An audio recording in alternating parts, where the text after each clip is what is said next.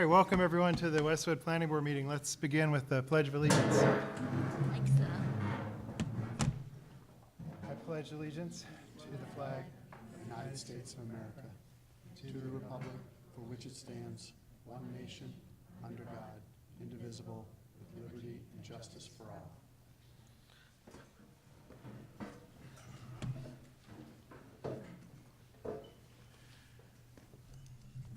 Well, good evening and welcome to the Westwood Planning Board meeting. I'm Dave Atkins and I'll be chairing this meeting. The meeting is video recorded by Westwood Media Center, and if anyone else wishes to record the meeting, please identify yourself so that the audience is aware. As a friendly reminder, please turn off your cell phone ringers.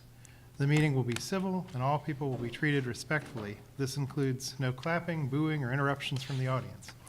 In the event of a disruption, the chair will give a warning the first time, and if it occurs again, the individual will be ordered to leave the meeting.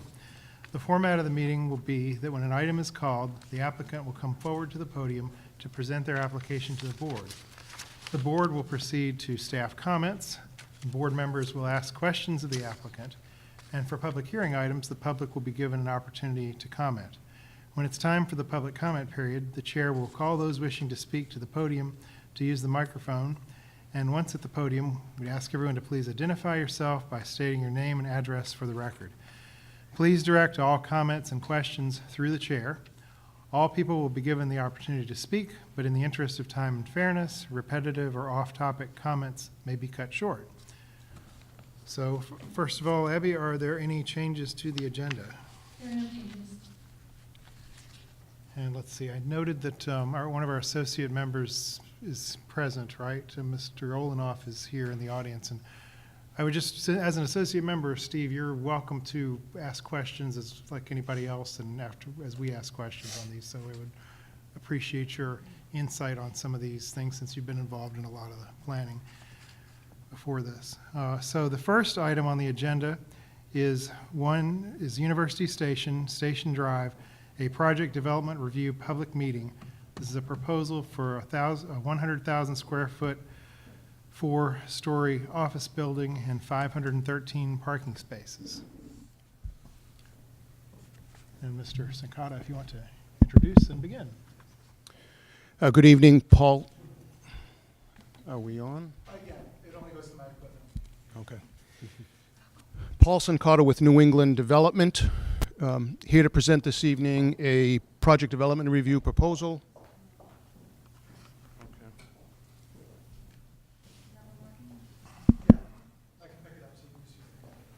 Okay, great, thank you. So again, for those that may not have heard, Paul Sankata with New England Development. We're here to present a project development review for a proposed office building within the University Station development. First, let me just introduce, we have various members of our team that will likely help to answer questions as we get into the presentation, so just make quick introductions. Our development partner, Katie from National Development, is with us. Both Jeff and John from SGA, the project architect, Nate Cheel from Tetra Tech, John from Shadley, and then Brian from Goulston and Soares. The same team actually that was before the board very recently on the office proposal down in the lower campus next to Not Your Average Joe's. So this evening, we're going to be presenting to the board a project development review for a 100,000 square foot office building in the area of the development that we call the upper campus. And that upper campus is the area behind Wegmans in this location, Target in this location. So on the slide, it's that sandy color. There are two ultimate applications that are before the board this evening. We're going to talk about the PDR. At the next meeting, we'll talk about a special permit. The special permit is to modify the master plan that was approved for this area. And then ultimately, as we did in the case with the office building down next to Not Your Average Joe's, there'll be an approval not required plan that will be presented to the board to subdivide the parcel into 2 lots. The proposed tenant for The application that's before you this evening is Citizens. Citizens is constructing a corporate office building on probably 80% of of the upper plateau. The upper plateau is about 11 and a half acres in size. The Citizens portion of the development will occupy probably 8 or so of that. The building is a 4-story, 100,000 square foot building in total, so the footprint is about 25,000 feet.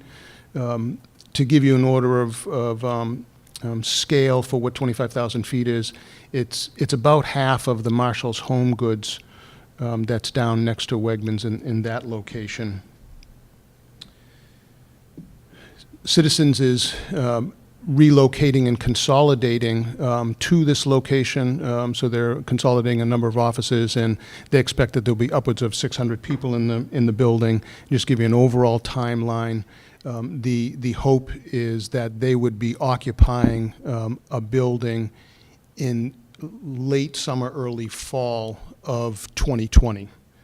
When you go backwards from that occupancy date, as some may have already figured out, it's a fairly aggressive schedule.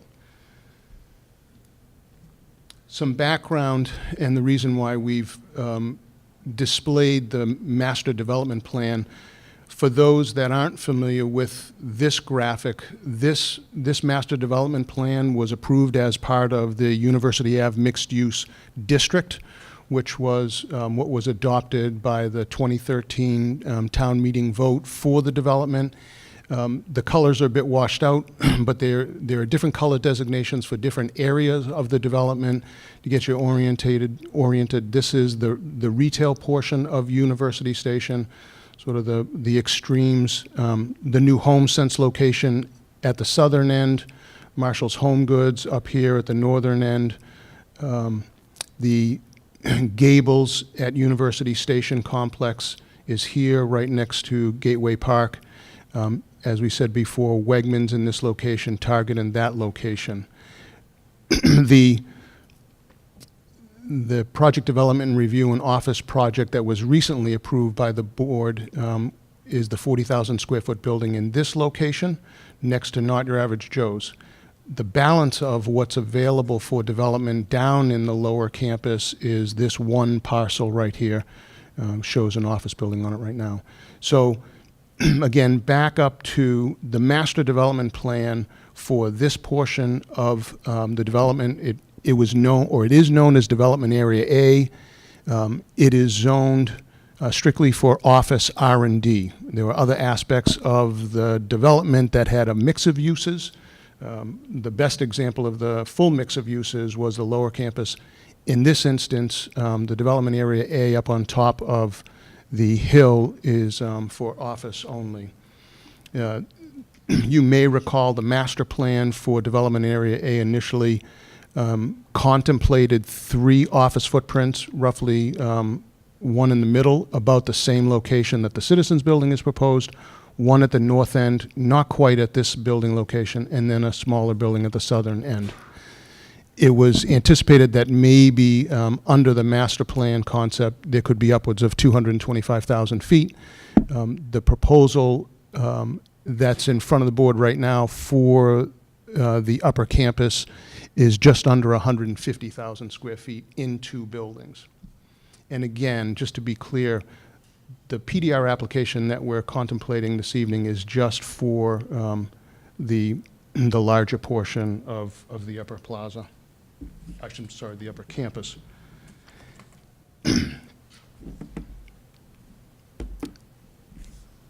Access to the upper campus is by way of both Harvard Street and Station Drive. So starting at University and Station Drive, which is right at the Not Your Average Joe's intersection, Station Drive comes up behind Gables and then enters into the upper campus on the low end of it. And there's a main access drive that traverses through the entire upper campus. For those that are familiar with the topography, it traverses right along the top of that slope and then turns 90 degrees and makes a connection with Harvard Street. Harvard Street begins down at University Ave and it's Harvard Street all the way up until what was known as N-Star Way, and this being the N-Star building. And I'm going to, for ease of explanation, I'm going to continue to call it N-Star Way. From N-Star Way, heading back down to University direction, in this direction, it's all Station Drive. This is the 101 Station Drive building that falls just outside the project boundaries. So there are two access points into the upper campus. They feed each of the buildings. There's a parking field to the north of the Citizens Building and a parking field to the south of the Citizens Building. There's also a smaller field south of that Harvard Street entrance location.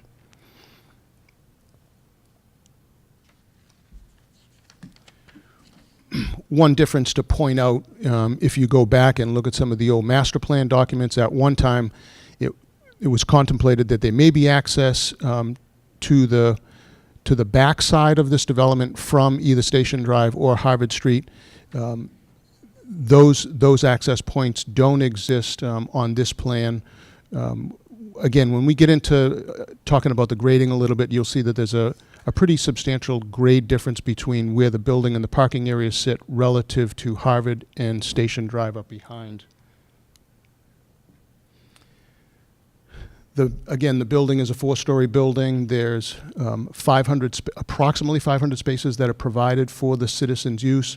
A placeholder future office building on the northern end is shown on this plan as approximately 45,000 feet. There's approximately 170 spaces associated with that 45,000 square foot building. Again, when a user becomes identified, we'll be back for a PDR for the north parcel. Loading some of the functions of how the Citizens Building will operate. Let me see if we can get a bigger view. This is will help zoom in a little bit. So again, here is the access off of Station Drive, the access off of Harvard Street. Loading on the Citizens Building is in the back left-hand corner of the building. There's a fire access drive that extends behind the building. We've met with the fire chief to review fire access, hydrant locations, truck circulation, and many of those issues are sorted out with the fire department. One of the outstanding things is to sort of sort out exactly the configuration for the fire drive in the back. Trash will be handled at the loading area. The accessible spaces are primarily on the front facade, but there are a few that wrap around on the right-hand facade.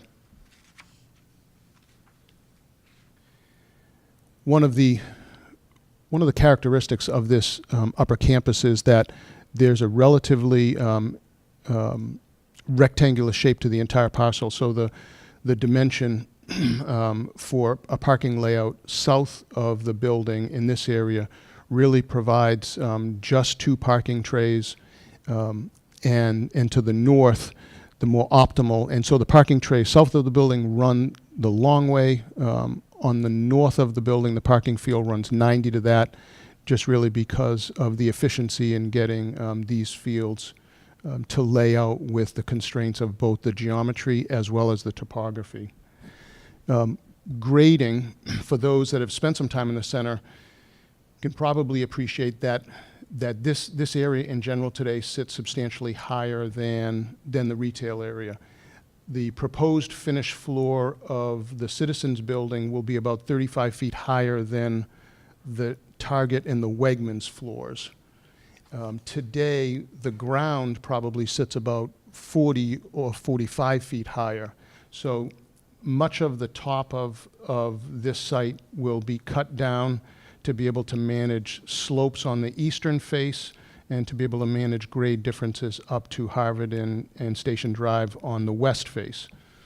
And so the topo combined with the fairly constrained geometry of the parcel have really kind of set how the parking field lays out. In addition, we do have a tenant requirement for a minimum of 500 spaces in this lot, so that's sort of another one of the factors that have been built into this layout puzzle.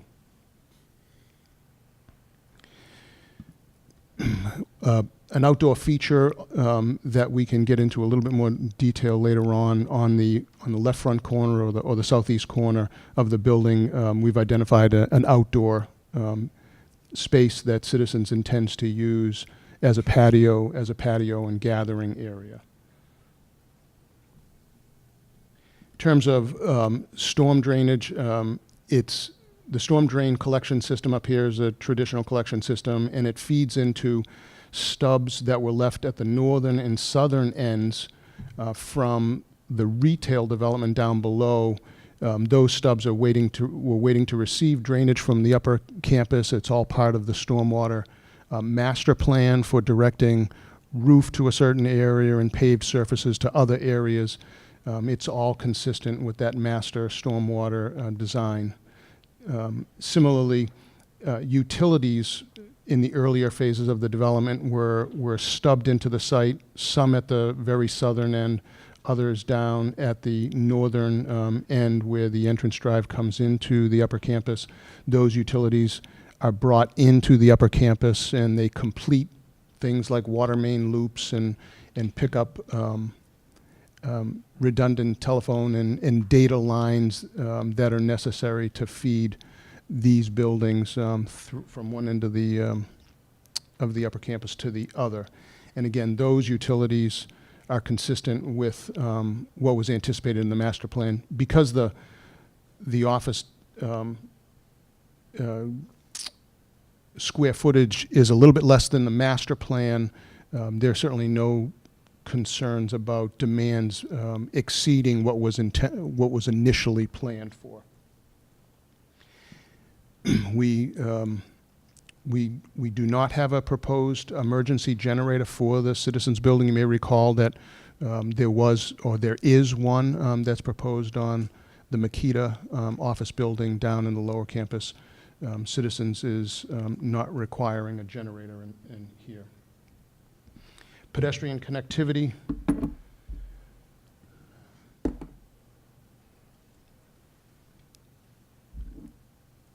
So for a while, we've spent a lot of time down on the lower campus, and I don't know that folks have seen the larger pedestrian connectivity plan development-wide.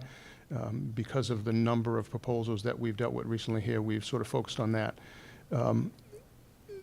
There's a sidewalk that travels along the main access drive within the upper campus. There's an existing sidewalk that travels on the high side of both Harvard Street and Station Drive, and they connect down to University Ave.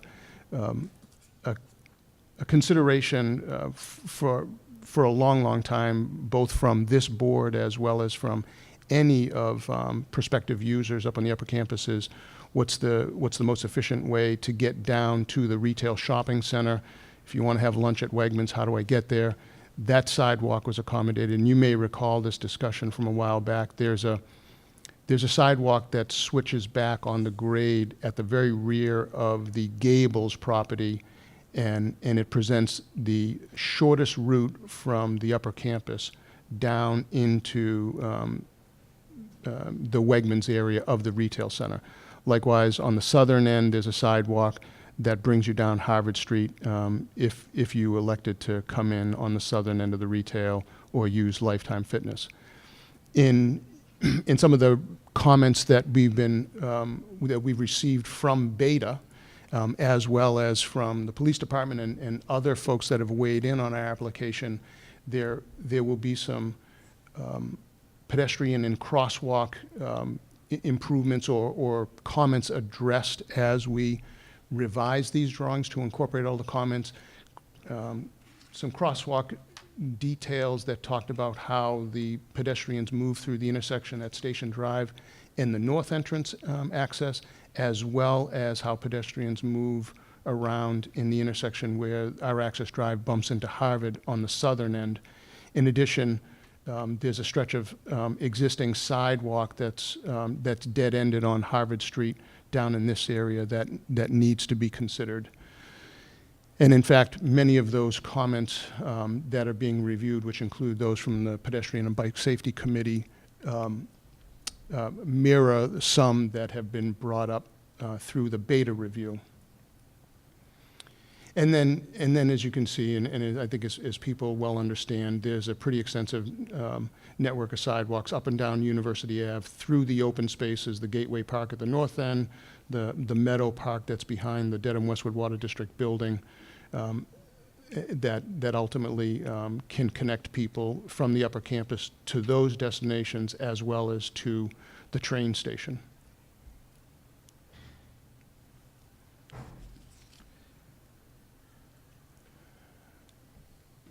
In terms of bicycle accommodations within this, the citizens development, we're providing outdoor bike racks at the on the north side of the building, so it would be the right rear corner of the building in this location. And what's proposed on the plan right now accommodates, I believe, a dozen bicycles. And the last thing that I just want to hit on briefly before I turn it over to Jeff to talk about the building architecture is landscape. So this is a rendered landscape plan that was provided in the package. Some of the comments relate to looking at consideration for possibly adding some landscaping in this southern field where the parking isn't as interrupted as much as it is in the north field. And again, we had mentioned earlier, we're striving to achieve 500 spaces. I think we in an earlier call today with Beta, we certainly suggested that we could look at sacrificing a handful of spaces to be able to break that up in this field here. The landscaping, the existing landscaping that was within this entire upper campus was essentially shrub material that was left over on the edges, and all of that will be replaced with new plantings, and the details of that are presented in the planting plans and have been reviewed by the Beta folks. Could you compare just briefly the Makita building, like the number of parking spaces, the number of employees, kind of the sense of things? It seemed like that was a denser thing, but here you have a requirement of 500 spaces, and I just wanted to get a sense of what's going on there. Oops. Let's go back to the Makita building is 40,000 square feet in size, and my memory is we were providing 170 spaces that ended up coming down to about 165 when we took a few spaces away to create the walkway through the parking area, and we sacrificed a space for fire access to the building connections. So someone's going to have to help me with the math. I know. And my hunch is that the citizens' parking ratio is higher. The citizens' math is easy. It's 5 per 1,000. It's 500 spaces on 1,000. The function of the citizens' building is slightly different than that of the Makita building. One aspect of the citizens' building here is that it's going to be used as a training facility. So they do have an influx on a very regular basis of people that visit the building but don't necessarily work full-time in the building. And so that's in part where their parking demand is coming from. Jeff's going to talk about what we're doing in terms of how many people we're fitting in office buildings these days, but that's certainly one element of why you see a higher ratio on the citizens' use versus the Makita use. Thank you. And then just before I turn it over to Jeff, what I thought I would just, I think we've mentioned along the way, but just wanted to run down the list of the comments that we've received to date and some of the efforts to address those comments. So certainly from the planning staff, we've met a couple of times with the planning staff. Beta provided an extensive review as they always do, and we have provided draft responses for the purposes of discussing those with Mike Sinesi and Merrick's team as early as, or as most recently as this afternoon. We'll continue to work through the details of some of the responses on the beta comments. We've received some comments from the fire department and the police departments. There's a little bit more to do with the fire department on just making sure the fire department's satisfied on emergency access. The police department had some comments related, as I had said before, to some of the crosswalk configurations, and many of those overlap with Beta's comments. And likewise, the Ped and Bike Safety Committee had some overlapping comments, again, with the police department and the Beta review. Other departments have weighed in with not significant comments, such as the Board of Health and the Building Department and such. Anything I can answer before we turn it over to Jeff on the architecture? Nope, I think.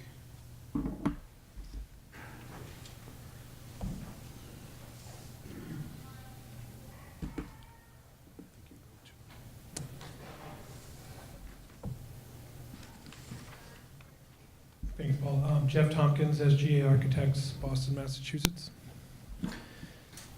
So as Paul noted, we're looking at a 4-story building. The first floor is a slightly different configuration than the upper floors.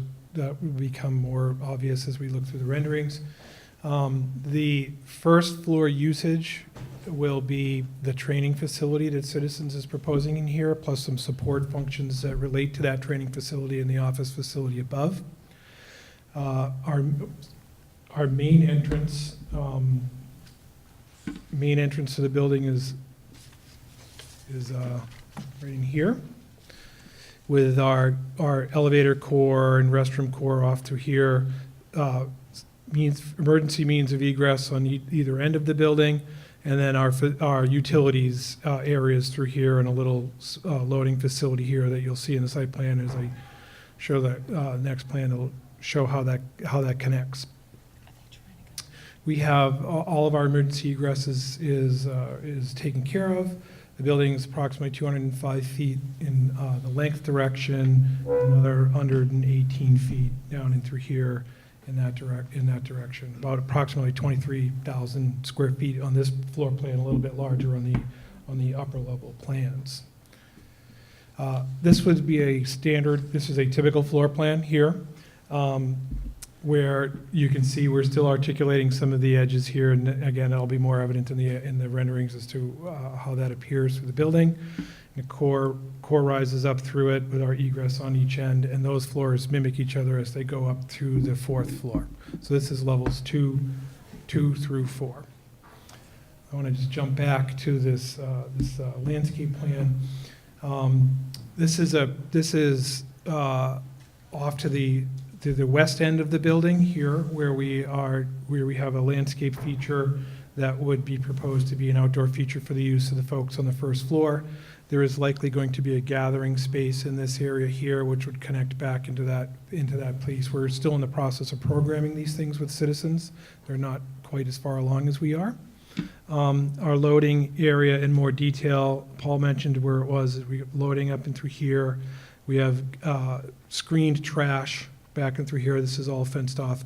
And then we have a decorative and protective fence along this edge here to keep folks off of this space from wandering into the loading facility. One of the nice features of this building is we have a dedicated drop-off ramp here. So we're keeping drop-off off of a main transportation aisle, which we think is a benefit for the building. It also helps to identify the entry of the building, and again, we can see that as we start to walk through some of these renderings. Roof plan. I'll go into some greater detail into how this is screened, but we'll have 2 rooftop units, not too dissimilar to the Makeda project we talked about. We have roof screening that is going to be accommodated by the curtain wall element that we'll see in the design that's on the west in the northerly end. And then we'll use a more traditional roof screen on the east, in the east and the northerly, and then the west and the southerly corner through here, so that we are screening the rooftop units that will be on the flat portion of the roof. Again, the building it's a flat roof for all intents and purposes. The east facade, materials of the building are brick, metal panel, glass, aluminum window framing system, with the predominant curtain wall element on the east and north facade that face Station Drive, which will likely be the more used driveway to come to the building, especially for visitors that are coming off of 95. Then we have a masonry facade with punch window elements that are two-story punch windows and single-story punch windows to give a little bit more of a tripartite type design to the building, where we have a strong base, a middle, and a top. And here's that roof screening I talked about, where you can see this line right here is essentially the ceiling line of the building, and we extended the curtain wall up so that it can act as a roof screen, but also help to create the massing element of this metal, this curtain wall and glass panel running through this brick facade. Entry here, and we'll show some detail renderings as to how we're also adding some accommodations for entry design with some, I think I'm running out of battery here, with some horizontal elements on the entry piece. South facade here, where we have a corner of curtain wall that reads through that will attach back to an amenity space on the first floor, but also connect back to the landscape element that we still are working on with the final design we're working on with Citizens. And then we step that facade back at the loading facility just to give a little bit more prominence to this piece of that element and less prominence to the loading corner of the building. And then the northwest corner of the building, as you can see, the curtain wall wrapping around and then making a connection back to that brick facade. As you see when we'll show you some of the other detail, the idea of this conceptually in design was to take the materials of the masonry and the curtain wall and use them on all of the different facades so that each facade is slightly different than the last, so that we're using the same family of materials, but we don't have one elevation that looks exactly like any of the other elevations. We feel this creates a lot of interest in the building as we move around. A lot of people will experience this from all four sides, either from parking, from entering off Station Drive, or continuing up Station Drive more towards N-Star Way, or up Harvard and towards N-Star Way. So you get, four really different views of this building, and we think that really does add to the flavor of the building and is in keeping with some of the other elements that are happening within the master plan itself. Here's the detail of the main entry, and you can see that we've added additional horizontal mullions over that entry, and those mullion caps are larger than your typical mullion, and that's to give a little bit more identity to the front door and to also act as a transition between the masonry and the curtain wall. Those larger mullions also extend at what we call the windowsill and the window head, where the ceiling is, through the main facade, to create more horizontality to that curtain wall element. And then we step that back underneath here to create a strong base element for that building as you enter that site. And you can see that here again in the northeast as it wraps the corner and creates that shadow line that we're really fond of, that will create that entrance from a distance. This is a very prominent site, as everybody knows. You can see this from a lot of places. It's very high up on that hill, and this northeast corner will create, from a very long distance from the top of 95, as you drop down by the Duncan Brands facility, you'll be able to see this corner and identify it clearly as the main entry to this building. And just some other detail, maybe a little bit more color on how large those mullion caps are relative to the other horizontal mullions. Again, materials, the material boards up here, it's a better rendition of the actual materials. They're the real materials that will be used. There's 3 different metal panels. There's a darker metal panel that will act as the, sorry, I'm a little too far ahead here. I don't know if we can.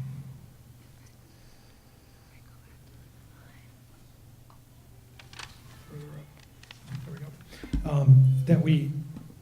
That will act as a break on the 2-story punch window element. It's a darker material. The color name is titanium or pewter. The lighter material will be the window mullions themselves and the roof screening, the metal roof screening that will be on the south and west side. The masonry, we selected this color because it's complementary to the rock that's on the site already. There's a lot of iron in that rock. That rock outcropping will be on the west facade, those between Station Drive and the back of the building. And that we feel would be very complementary to some of the other rock that's on the site and the rock that's going to be expressed on the site as a matter of fact, because it's rock outcropping that's already there and won't be removed. Here are the more sort of straight-on facade views, and you could demonstrate how each facade of the building is a little bit different. You can see in the lower, on the 2 elevations on the bottom of that page, if you look at them, you can see a darker material in the corners of those 2 elevations sort of opposing each other. That's the facade of the building where the utility rooms are directly behind and the loading facility is directly behind. Those are metal panels that'll be recessed at the same plane as the glass, and they'll have reveals in them that mimic the horizontal and vertical mullion patterns to try to create a little bit more interest in that particular piece of that facade. It is interesting to note, though, that that corner, I mean, these elevations don't show the rock outcropping that'll be covering that facade. The very first floor of this building from Station Drive will be largely covered by rock outcropping. And then if there's any questions, anything I might not have answered. Any questions here? All right, thank you. Thank you. I think we can, was there anyone else presenting on? And I think we could go to Beta if you have some comments.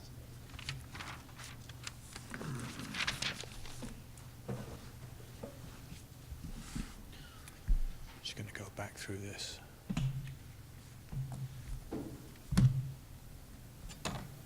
Yeah, sure. This is the pointer that everyone's been using right here. Is this still going? Yeah, still got battery. Okay. And as usual, if you can identify for the record your role. Merritt Turner with Beta Group, peer reviewer for the town.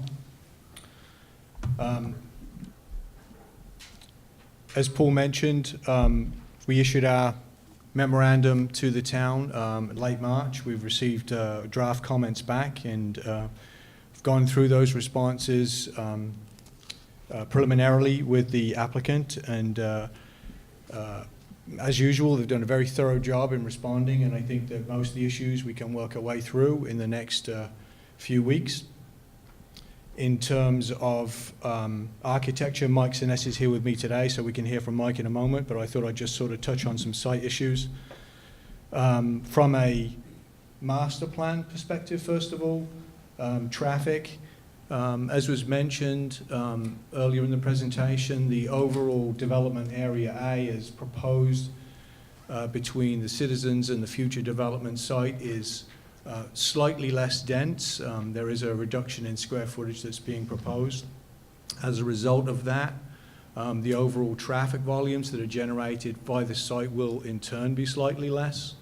And as a result of that, or as a consequence of that, we don't see any concerns in terms of operational issues, either at the intersections with University Avenue, via Harvard Street, via Station Drive, or at the station driveway. So from an overall traffic standpoint, we're looking at slightly less.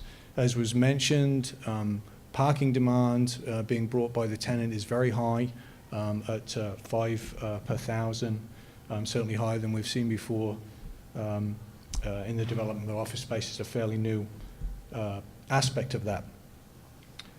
In terms of drainage, again, at the master plan level, some very significant master planning was done to establish drainage patterns, infiltration requirements, and so forth. And this site is consistent with that. They're taking roof drainage and groundwater to the extent that any groundwater might be interrupted, and trying to return that as infiltration to the ground in order to meet the overall water balance requirements for the site. From a stormwater management perspective, water quality is also consistent with master plan requirements. And peak flows are also such that they are not greater than those were established several years ago. So from an overall drainage perspective, again, we don't see operational issues here relative to the site as it was originally conceived. I think most of our comments, as Paul indicated, really sort of relate to the overall details of the site development, landscape, connectivity, and so forth. And the topography of the site certainly brings its challenges. As we looked at this, it became clear to us why they had done certain things, and the drop-off behind Target and Wegmans and the drop-off towards Harvard Street certainly create some substantial constraints in terms of making connections. So just beginning from the north, just to point out a few items.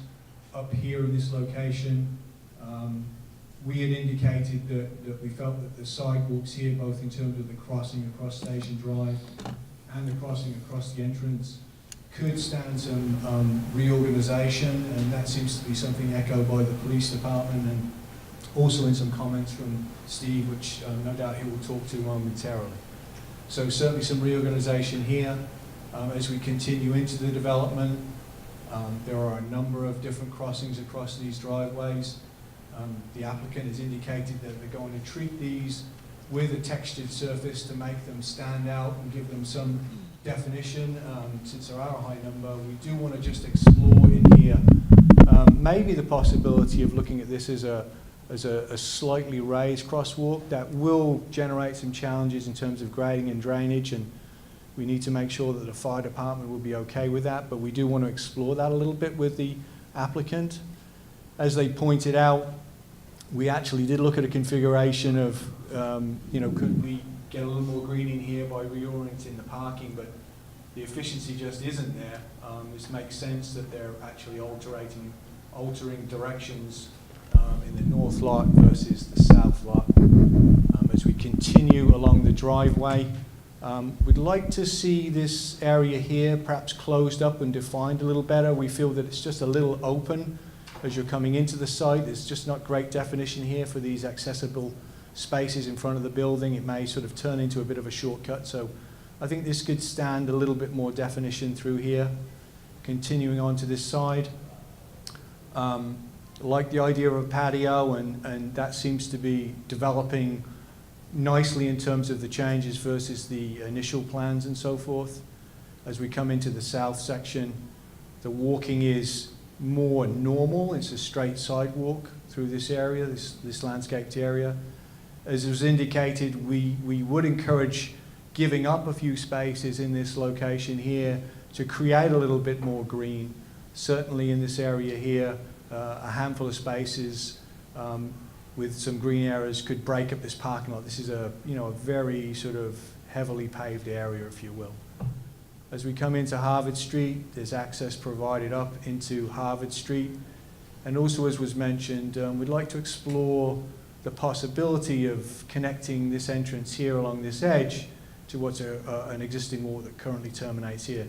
There are some challenges with that, both in terms of grades and in terms of accessibility that may not make that acceptable, but we'll be looking at that a little more closely over the next few days.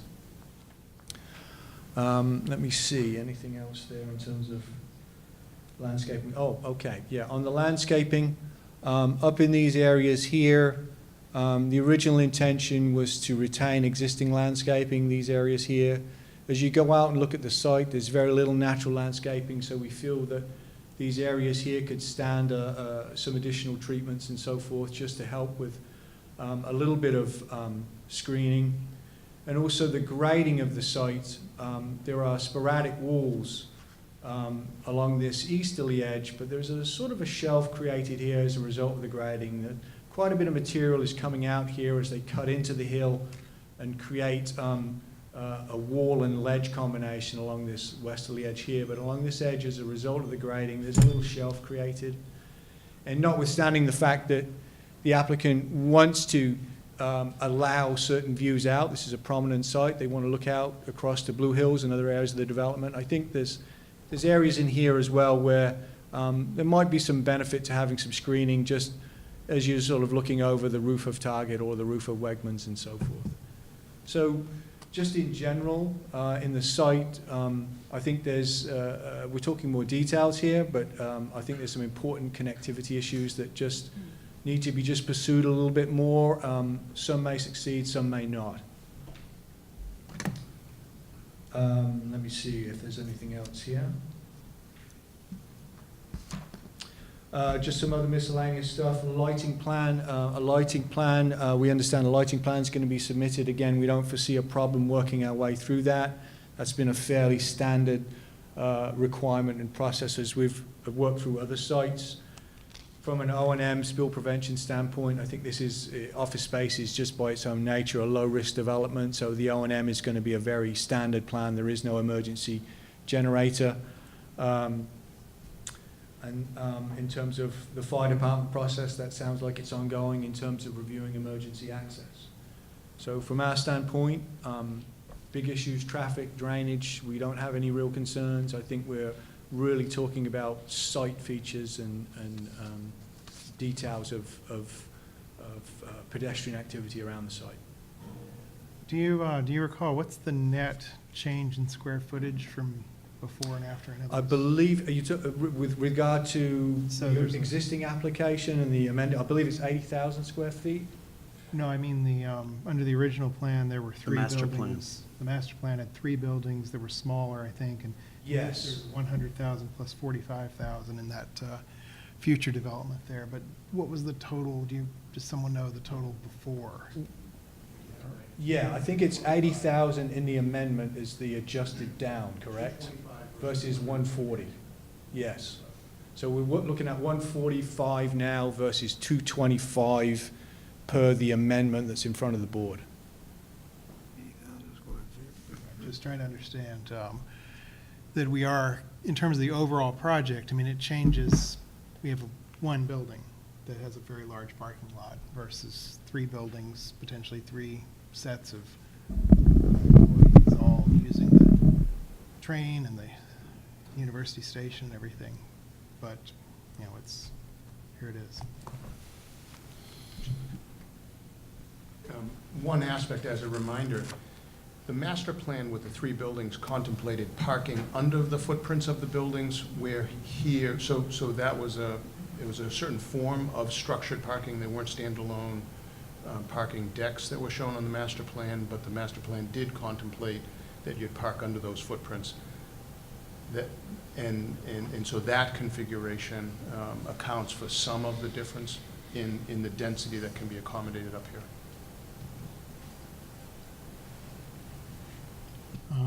Are there questions from board members?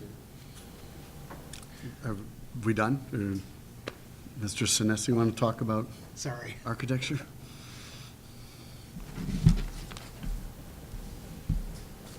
Thank you, Merrick. Mike Sinesi, DSK Architects, peer reviewer on behalf of the town.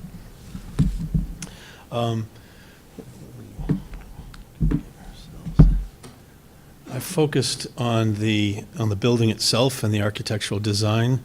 The building is actually a very nice building, nicely and well proportioned. This was about little adjustments, a bit like a golf swing.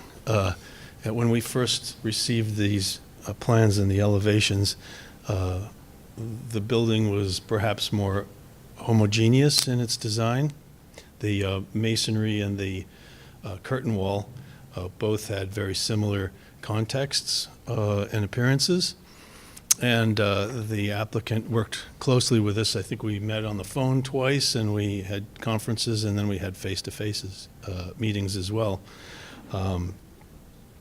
The massing, we talk about the massing in terms of sort of heavy or dense and light. The masonry, the brick masonry being sort of dense and heavy and grounded, and the glass curtain wall being light, airy, and transparent, and the 2/5, 3/5 proportion is quite nice across the elevation and all the way around the building. There's a nice blend and mix between the two, and as my colleague mentioned when he presented the building, no two elevations are the same, and that's something to be lauded, and we appreciated that.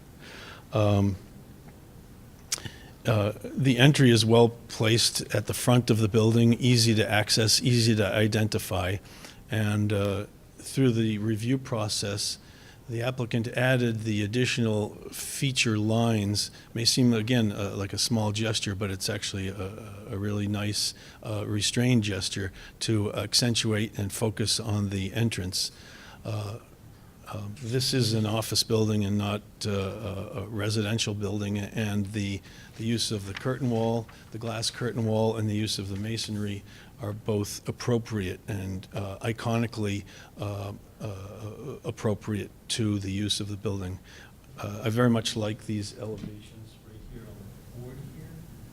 As seen, they almost have a mill building kind of a quality to them that speak that work occurs here, and these are not residences. So I think it's an appropriate design for the site and the location. In terms of the use of materials, one thing that wasn't mentioned that we did ask for and the applicant provided was some aluminum framing around the punched windows right over here. There are, they were originally just masonry openings, just holes in the brick. And they agreed to wrap the interior of those openings with aluminum framing and actually project that forward, giving a detail and a character, a subtle textural difference to the masonry. That's actually quite nice. As I mentioned before, at the entrance to the building, differentiating this curtain wall bay right in here from the remainder of the curtain wall as it turns around the building, they added horizontal aluminum caps on the curtain wall, the framing, that really speak to this bay being here, the entrance to the building itself. There's a nice sense of transparency in the curtain wall and also in the masonry that's well balanced across the two. And then lastly, we discussed the there are actually more renderings here than we had seen before, quite nicely. On the back side of the building at the service area, they're differentiating the panels from the masonry form with metal panels that will fill in the gaps and still allow the structural frame of the masonry part of the building to read clearly. So that's about it. Oh, one last point. We discussed this band right here as a belt that wraps itself around the building, tying the building together. May seem, again, like a small gesture, but very clean and clear. All right, thank you, Mike. Thank you. Any questions? So you're comfortable with this building as it relates to the other buildings already on the project? Or I am. There's, again, coming back to the facade, and that's why I spent some time speaking about appropriateness. The Makita building is also a masonry and glass building. And there's a very subtle relationship between the two that draws, maybe not so subtle, but of masonry with punched windows and curtain wall sections that, again, help to identify that these are office buildings and not residential buildings or other use type buildings. I have some other questions, Yeah. or we have more presenters? Or- I think we've, unless there's anyone else, I think we've had all our presenters. And Abby, were there any other things you wanted to? I didn't have any Down. other further comments right now. Yeah, I think we can, feel free. Okay. One of the elevations I would appreciate seeing is the perspective of this building as it relates to the building in front of it, Wegman and Target, from their parking lots and University Ave, to see how much is going to, with that angle, I'm not certain how much I'm going to see from, will I see all of it? I haven't seen one displayed in our package, so I would appreciate an opportunity to see what's it going to look like from University Avenue. If you're on that sidewalk, what are you going to look at? Also, with regard to design, I don't see anything here about signage. Signage still needs to be submitted. Okay. I expect that they're here, as has been alluded to, because of its visibility from 128, and from there, you can't tell it's Citizens. So I'm imagining there's going to be something that's going to come in that people will be able to identify what it is from a quarter mile away, half a mile away. I'm not certain how far they expect, but that's just something that's on my mind. And let's see, I think that might be it for design. But for traffic, I know this is going to be smaller than anticipated from the original project, but when we did the original project, that office building, the old State Street building, was empty, and it's now occupied and generating its own traffic. So that traffic, combined with this new traffic, has that been delved into Yeah, for? if I recall correctly, and we can check this, but the original master plan took into account existing space in an occupied form. So whatever was there originally would have been part of the It was background presumed to be study. full, even Yes. though it was empty at the time? Yes. Okay. Yes. Just wanted to make sure of that. And where, in the site plan, it indicated the 45,000 square foot building, proposed development. I believe currently it's a parking lot, right? Fairly recently developed? Yes, I think it's paved and is used Who's casually using for that parking. There's currently? some construction equipment was up there the last time I was It's there. striped for cars. Sorry. So is the Future. pavement that's on the very north end Yeah, of the? future site. Right. Who's using that currently? Right now, it will be part of the construction site. That would be the future location of this. Right, I understand. I'm wondering if, is it getting overflow from that old State Street building? I can't No. remember the address. No, it is not used for 101 Station Drive 101. overflow. It's not used for that. It was anticipated for potential overflow. Last time it was used was for the Wegmans opening, just as overflow parking several years ago when they opened. Okay. Yeah, it was mentioned that inside that patio, there was an amenity space. Is there any anticipation that it would be a restaurant or cafeteria for the workers of Citizens? Has that subject been brought up? Not outside. No, not, I mean inside. But within the building.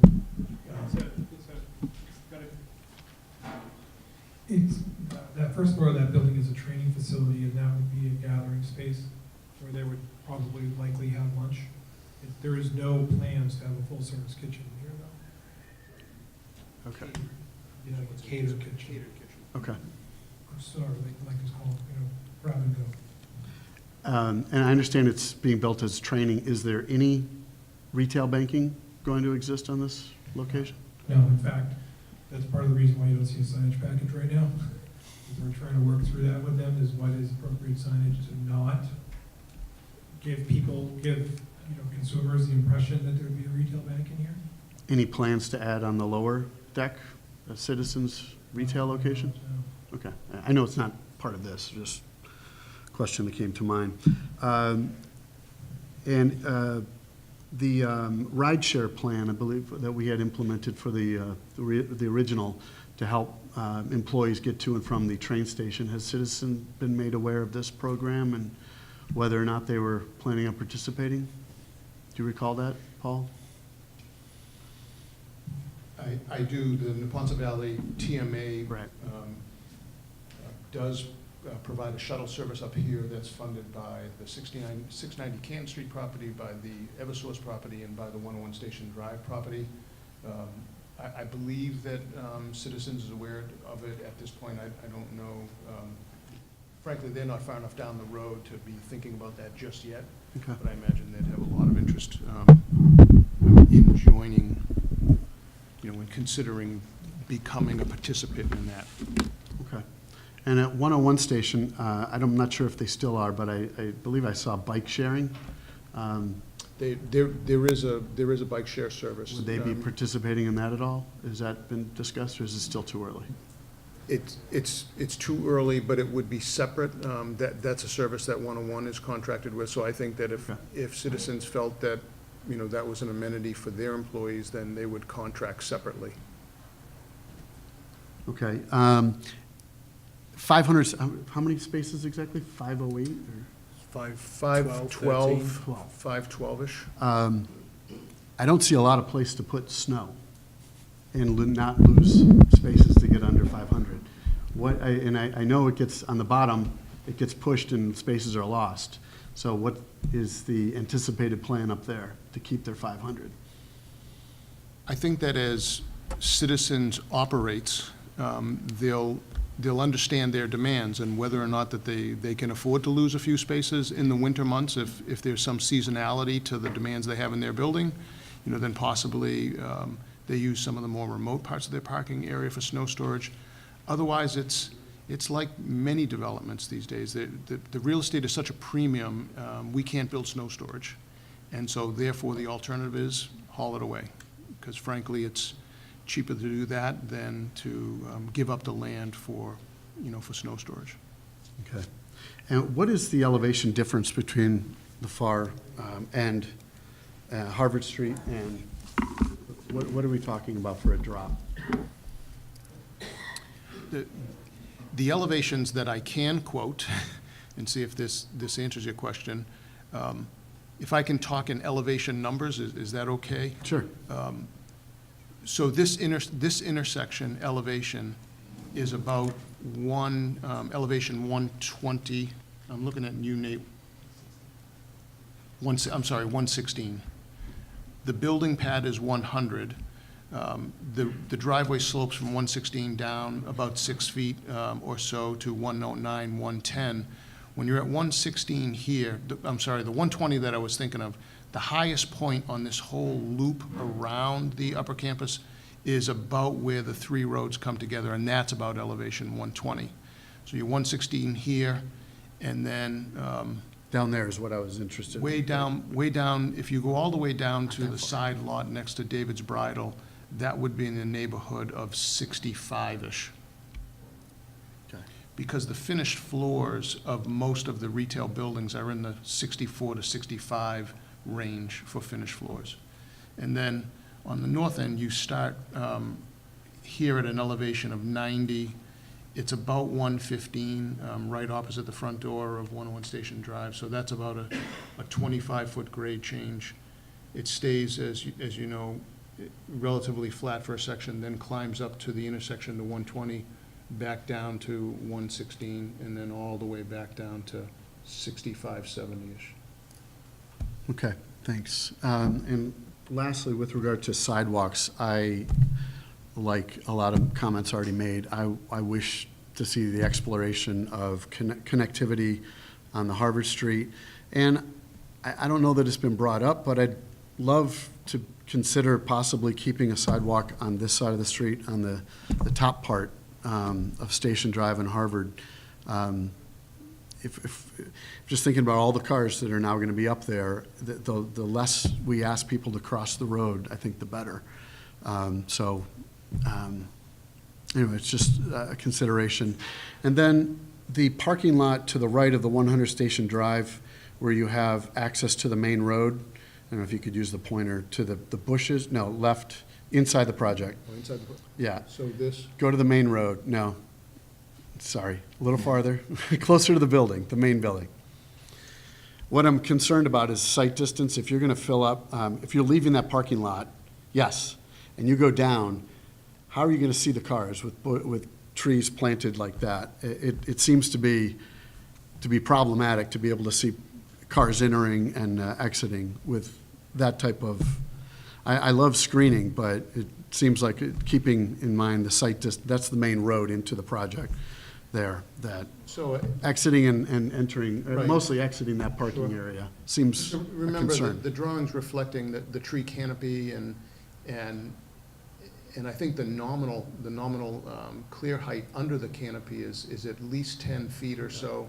So I think that's why they don't block. It's a very typical treatment on end cap island, so I don't think that we see the. Just, it was something, that's going to be a walkway through there, right? If I remember right? The pedestrian? pedestrian sidewalk Yes. is on the parking lot side of the access drive. It just struck me as a busy place for Right. drivers to have to negotiate Right. through. And then the thought of snow piling up on those islands, also creating another possible site. We're very early in the process, I understand that. It's just something that crossed my mind as it relates to connectivity with the sidewalks and then them having to negotiate through the parking lots. So it's just a concern on my mind, so. I know it's early.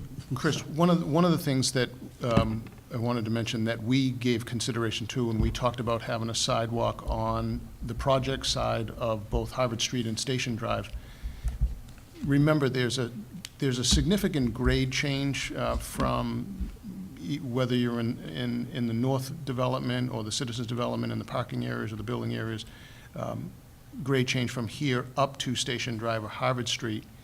And so there's no, in our view, there's no real reason for pedestrians to want to be on this side of the street because there's no pedestrian connections into the development.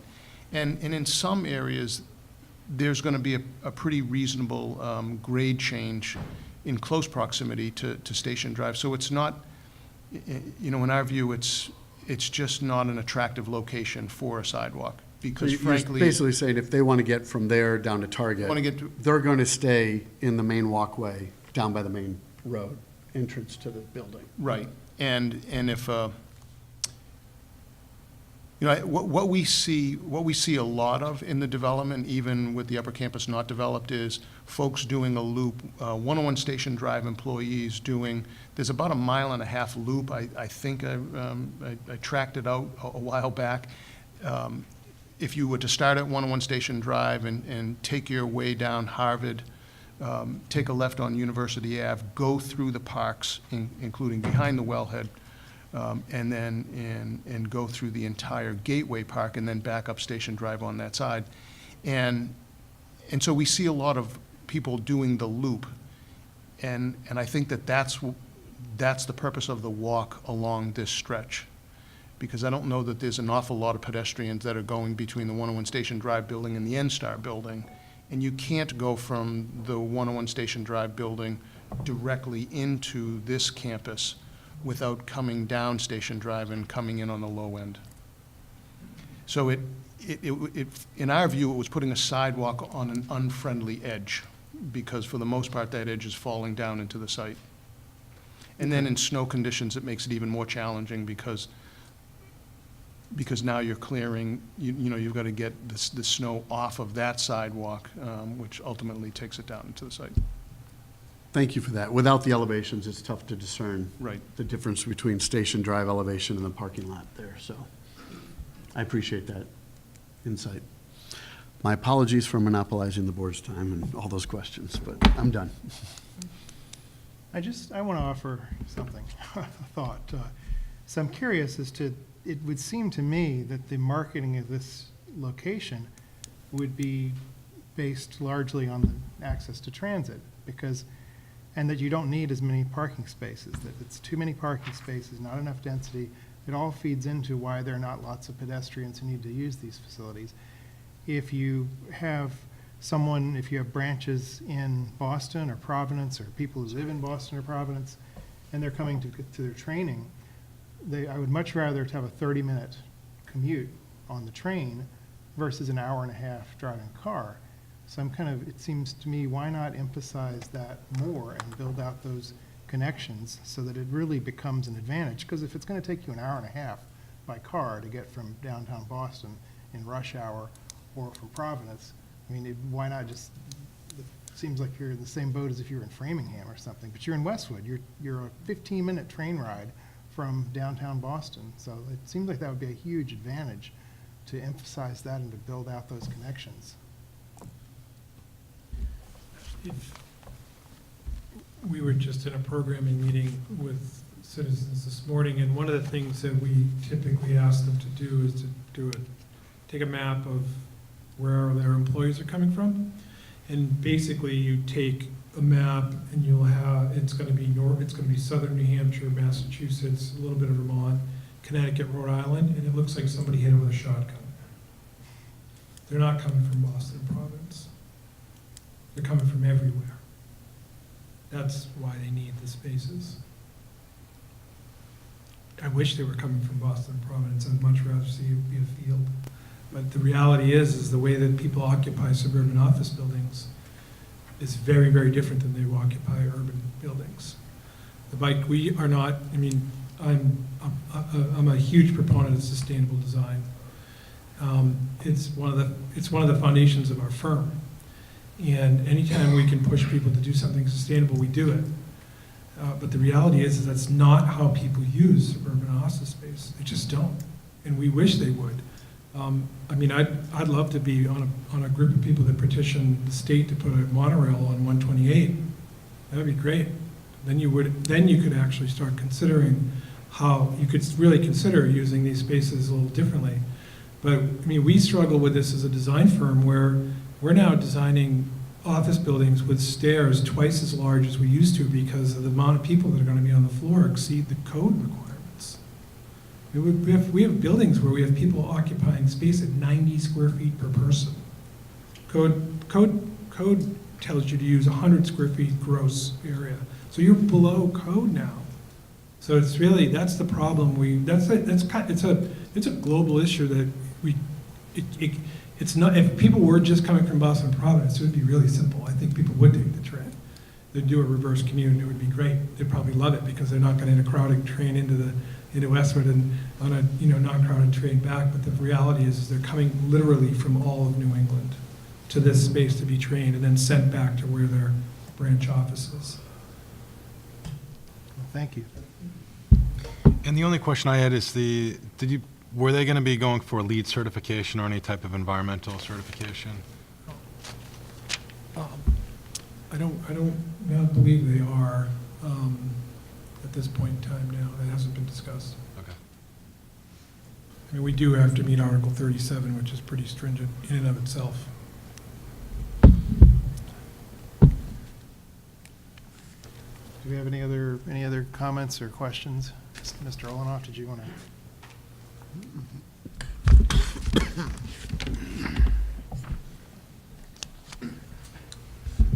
Steve Olenoff, Associate Member of the Planning Board. I'm also the Vice Chair of the Bicycle Pedestrian Committee. And we did discuss, a lot of these things. But my first comment would be about, it was too early to get into some of these things about what is called transportation demand management, which wasn't mentioned at all in the applicants, and something the planning board has stressed from day one on this project is how to reduce the number of automobiles coming in here. And I know every time I'm at a new place that opens, I ask the people in there, have you heard about the what's available from the Ponce Valley TMA, and have you heard about the guaranteed ride home? And none of them have, and that's something we've got. We've got to change that. We've got to. There was an employee booklet that's supposed to go out. It doesn't seem to be getting out to the managers or the employees. So we really need to get that out. Citizens Bank probably is not hiring a lot of new people here, but any facility here that hires new people, they need to get the word out that you don't have to drive here. You can take the train from Rhode Island, from Attleboro, from Boston to get here, and that reduces the need for these automobiles. So, so we discussed on the, a lot of the pedestrian ways to do this, and how does this work? Oh. Is this- Yeah, no, oh, no, I wanted to point, The oh. pointer is this one, Steve. Okay. So we,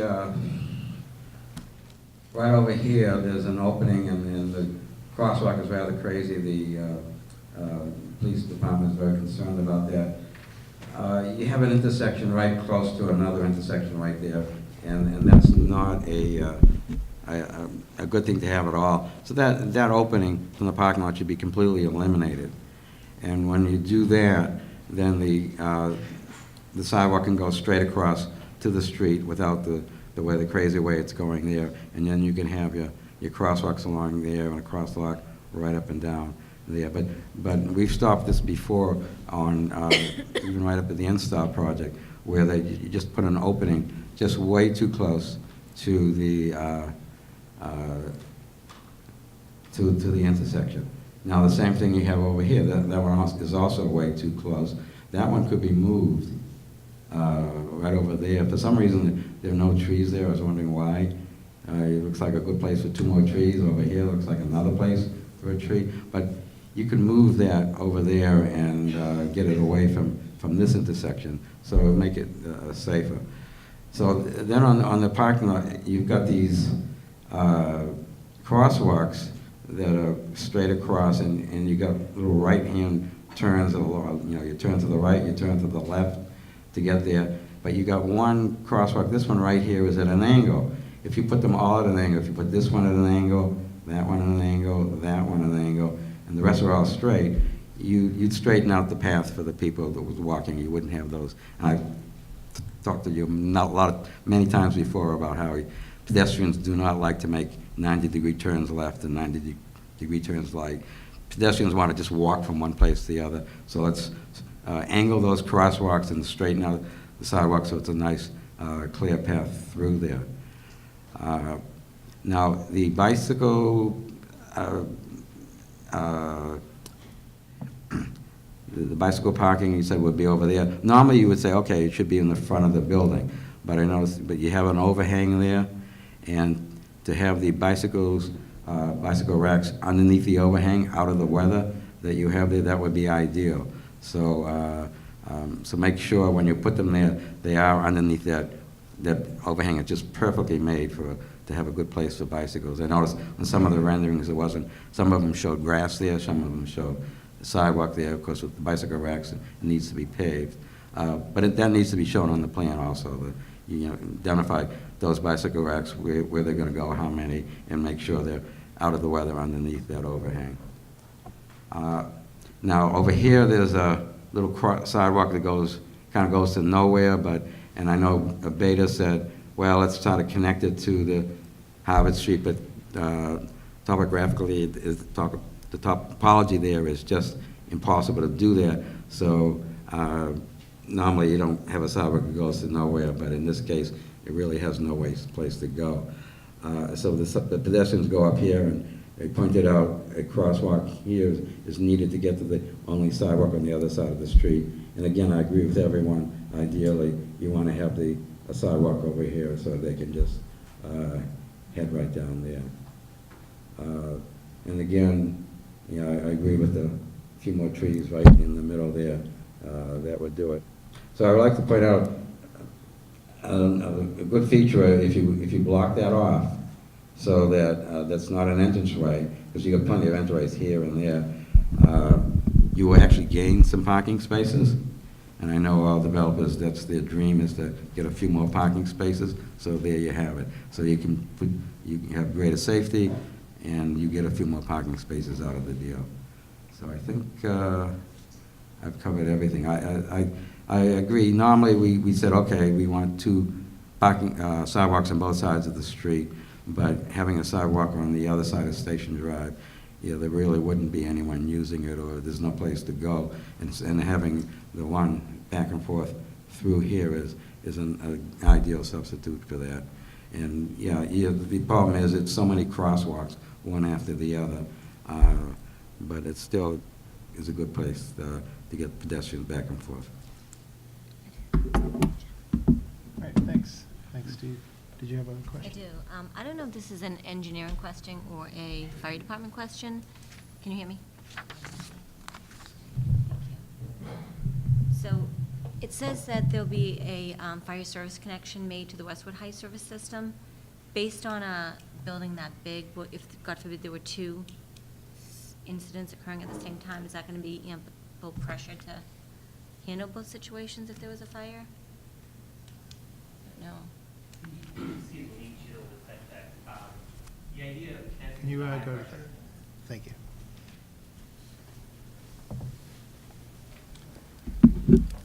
Again, Nate Shield with Tetra Tech. The idea of connecting to the high-pressure system is for the fire protection in the building.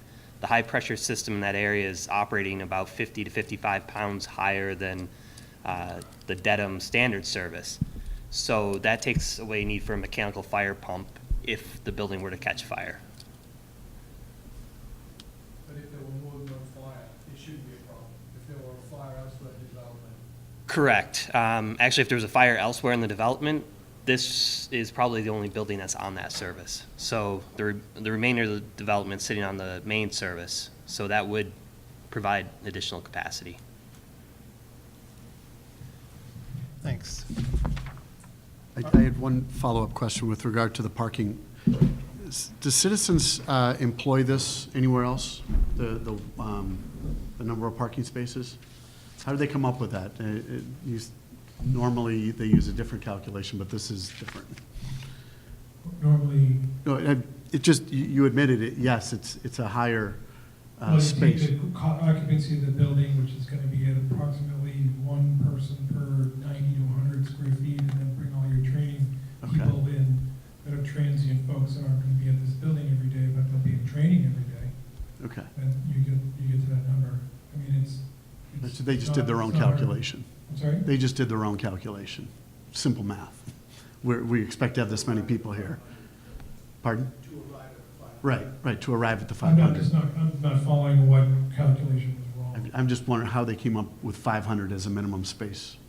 They're going to have 500 people show up every That's day. why I asked. I think someone said that the five per, Per thousand. per thousand was higher than, like the Makita building was like 4.2 or something like that. It's a direct relation to the program of seats on the plan. It's going to be a direct relation to that. And they're going to have transient folks that are going to be, the back of this floor will have 4 conference rooms that'll seat 150 people. Okay. Training rooms. Just that floor alone is more parking than they have. You know, the traditional is 4,000, and we're not seeing 4,000. I'm not seeing 4.5. 4.5. 4.5 is the starting Yeah. point, so it's certainly more. Yeah, I don't, again, this goes back to the difference between an urban and a suburban office building. We don't see suburban office buildings being designed at 3 per thousand, 3.5 per thousand. We see them being at 4, 4.5, 5, sometimes 6. We do have tenants that are asking for 6 per thousand parking spaces, just an enormous amount of parking. And it's because of the cost of real estate and what people need to put in that floor plate. Well, if it's a 100,000 square foot building and you're cramming people into 90 square foot spaces, right, then that, you could have 1,000 people, or you're not counting common No, spaces. if you have 100,000 square feet, if you have a 100,000 square foot building and you're putting people in at 5 per thousand, that's 1 per 200. They're gonna actually have it's gonna be more dense than that. And so the 500 is really what, is what they're saying, look, we need a minimum of 500 spaces, we need 500 spaces. I mean, you can estimate approximately 20% of your people are not gonna be in the office on any given day. So you take that out, and now all of a sudden 500 is reasonable. But if you don't take that out, then you really need 650 or 700 parking spaces. All right, any other questions from board members? No. Is there anyone else who would like to comment or ask any questions? Would you like to come to the podium and state your name and address for the record?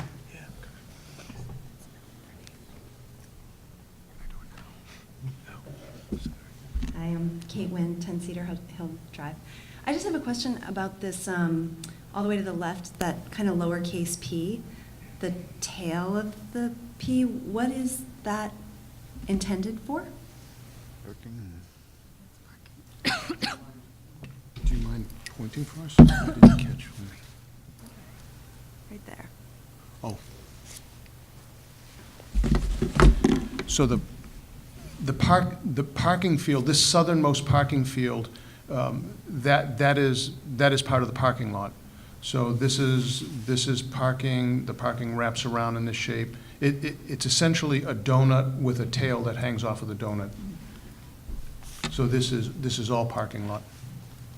Right, and so I'd like to understand, I'm not crazy about that tail coming off of the donut, because I feel like an inexperienced driver on a very high hill may not have a positive experience kind of coming around a dead-end ledge like that. So what I'm wondering is, what are you gaining with that tail? And could you achieve that same number of spaces by just cutting across there where the plantings seem to be? So the short answer is no. There's quite a few spaces in here to really just truncate this. We do lose an awful lot of spaces. But one of the things that is hard to appreciate this scale is that this entire edge is protected by guardrail. There, in certain areas, it's not as steep as in other areas. So the grade change from the parking area to Harvard Street here is not the biggest grade change. There's a bigger grade change going towards the retail shopping center side. But it is all protected. And the parking lot grade itself is a normal flat parking lot grade. So the parking lot pitch itself is not a steep grade. Right, but the first step's kind of a doozy, is what I'm suggesting. So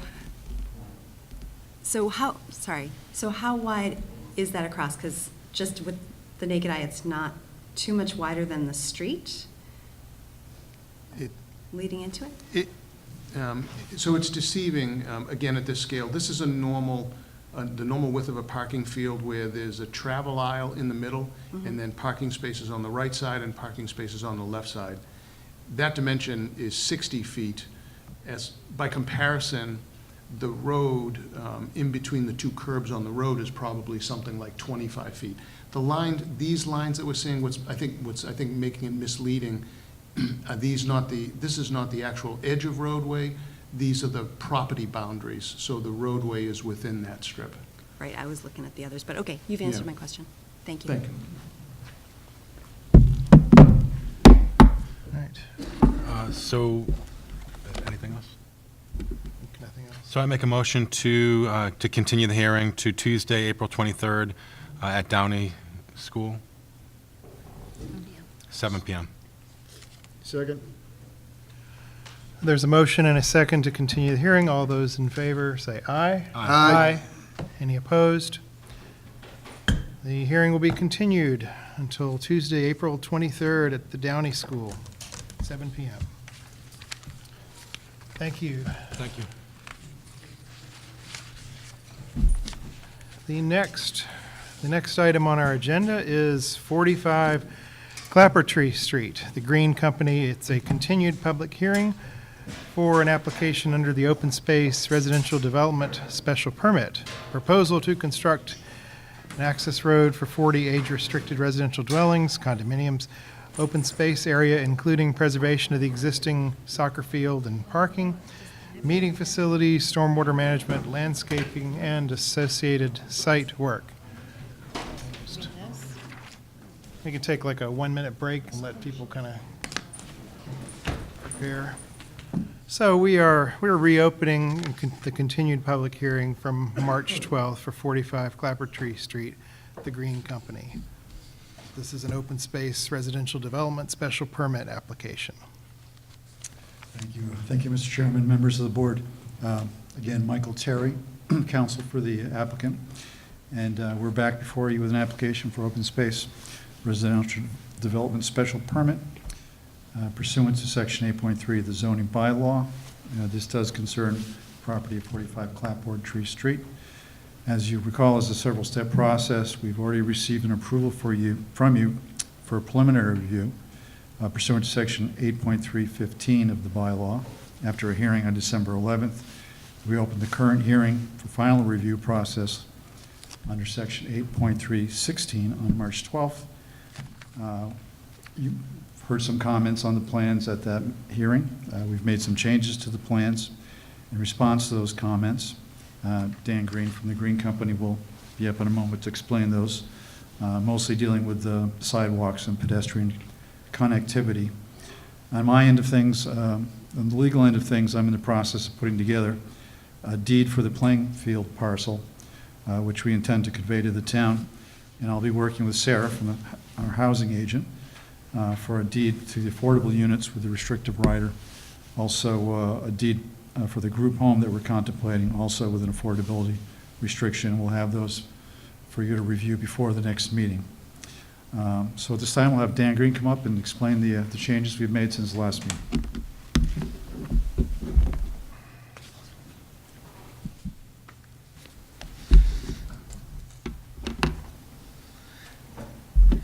So I want to focus tonight just on the changes that we've made. I think everybody knows the project pretty well at this point.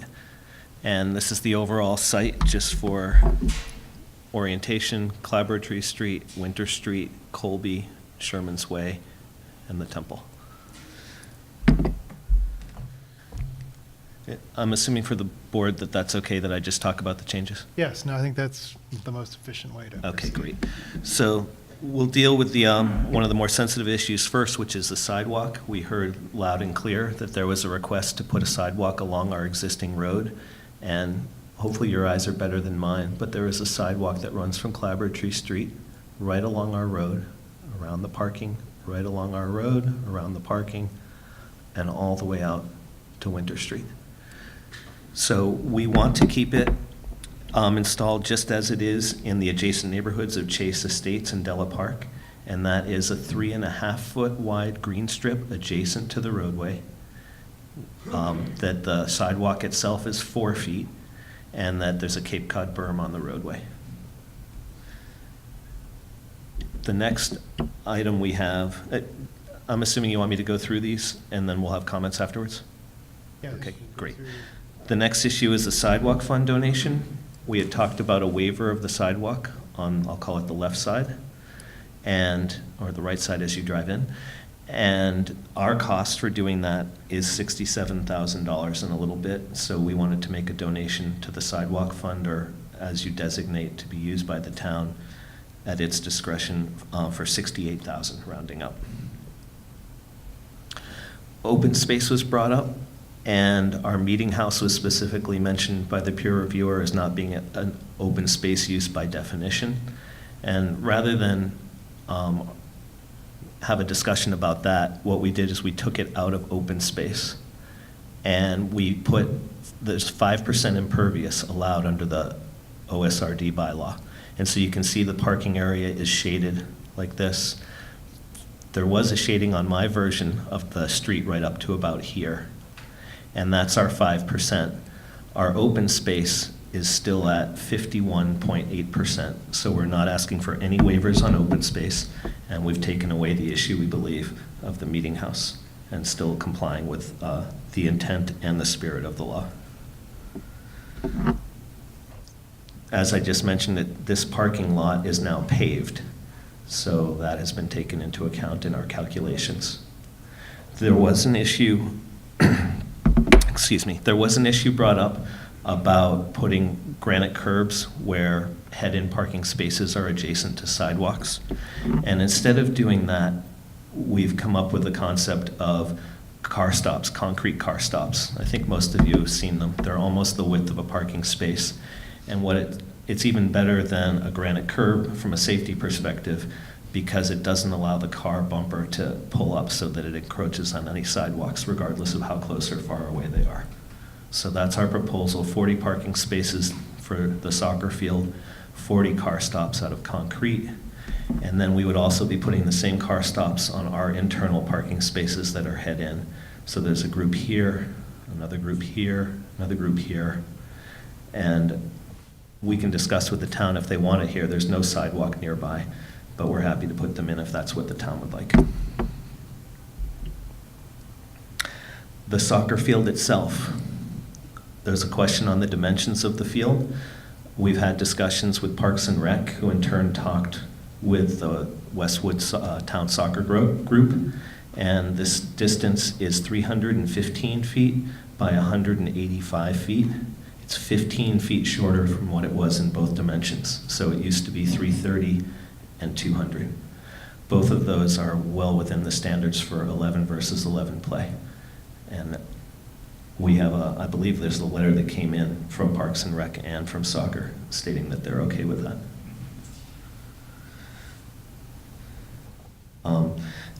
Our preference, you can see a lot line right here. Our preference is to deed this lot and all the parking spaces. It doesn't quite go along the frontage right here and then goes around here, is to deed that to the town. We need to reach an agreement on the terms of use for that. We want to base it upon the lease agreement or the use agreement that's currently in place. And that puts certain restrictions on it in terms of hours of play and who can play. Our concept is that it would be Town of Westwood Youth Field Sports.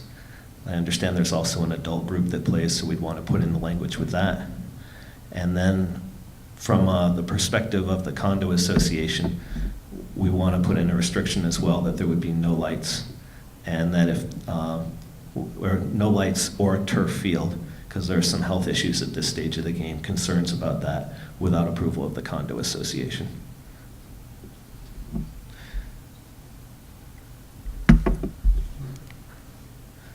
Next is our landscape plan. And what we've done is we've changed the spacing and variety of plants along the buffer of the property. And so trees that will get very big are spaced a little farther apart. Ones that are more pyramidal are tighter together. We've added trees along the backs of homes 1 through 4, along the side of home 1. And we've also added street trees on both sides of the road going out to Winter Street at the 30-foot spacing. So there's a significant increase in the number of trees that will be planted.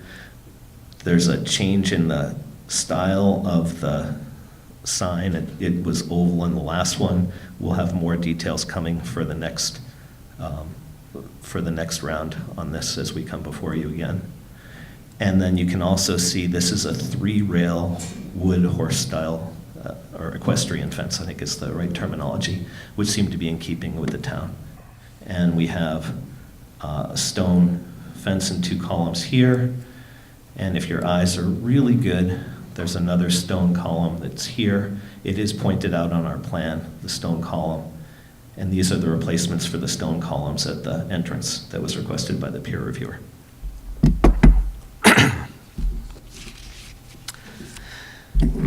We've been working closely with the peer reviewer, and it's our understanding, but we'll let the peer reviewer speak for himself, that all issues have been discussed and almost all have been resolved, and that the ones that are still under discussion appear to have a resolution.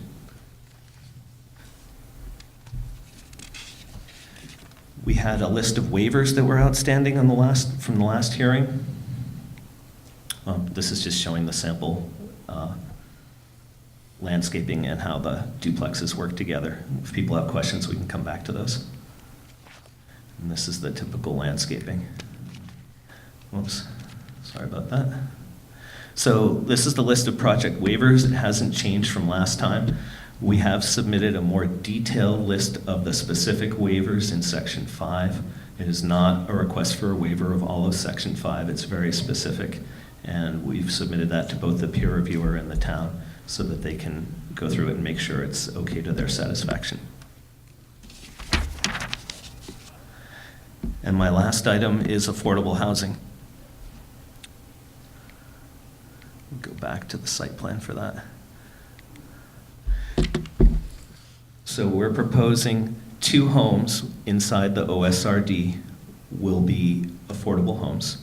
And we will comply with DHCD guidelines in terms of the location and the types. At this point, we've proposed a 1 style 5 home and 1 style 2 home that will be there. We had shown locations before, but we've been told we really shouldn't show locations because you're not supposed to be able to tell where they are. But we obviously will be showing the folks at DHCD and at the housing office, and we agree completely with their request to have them dispersed evenly throughout the community. So we will be doing that. And this is all predicated on a 5-person group home being allowed on lot 1, and we will do the permitting process for that. But for our permit with you from the planning board, if for some reason we're only allowed 4 on lot 1, that we will do 3 homes within the OSRD. And again, we'll be working with the housing office to do that. And we'll make sure that they're dispersed, and it will be, the 3rd home will be the 3rd style of home that we're offering, a style 3.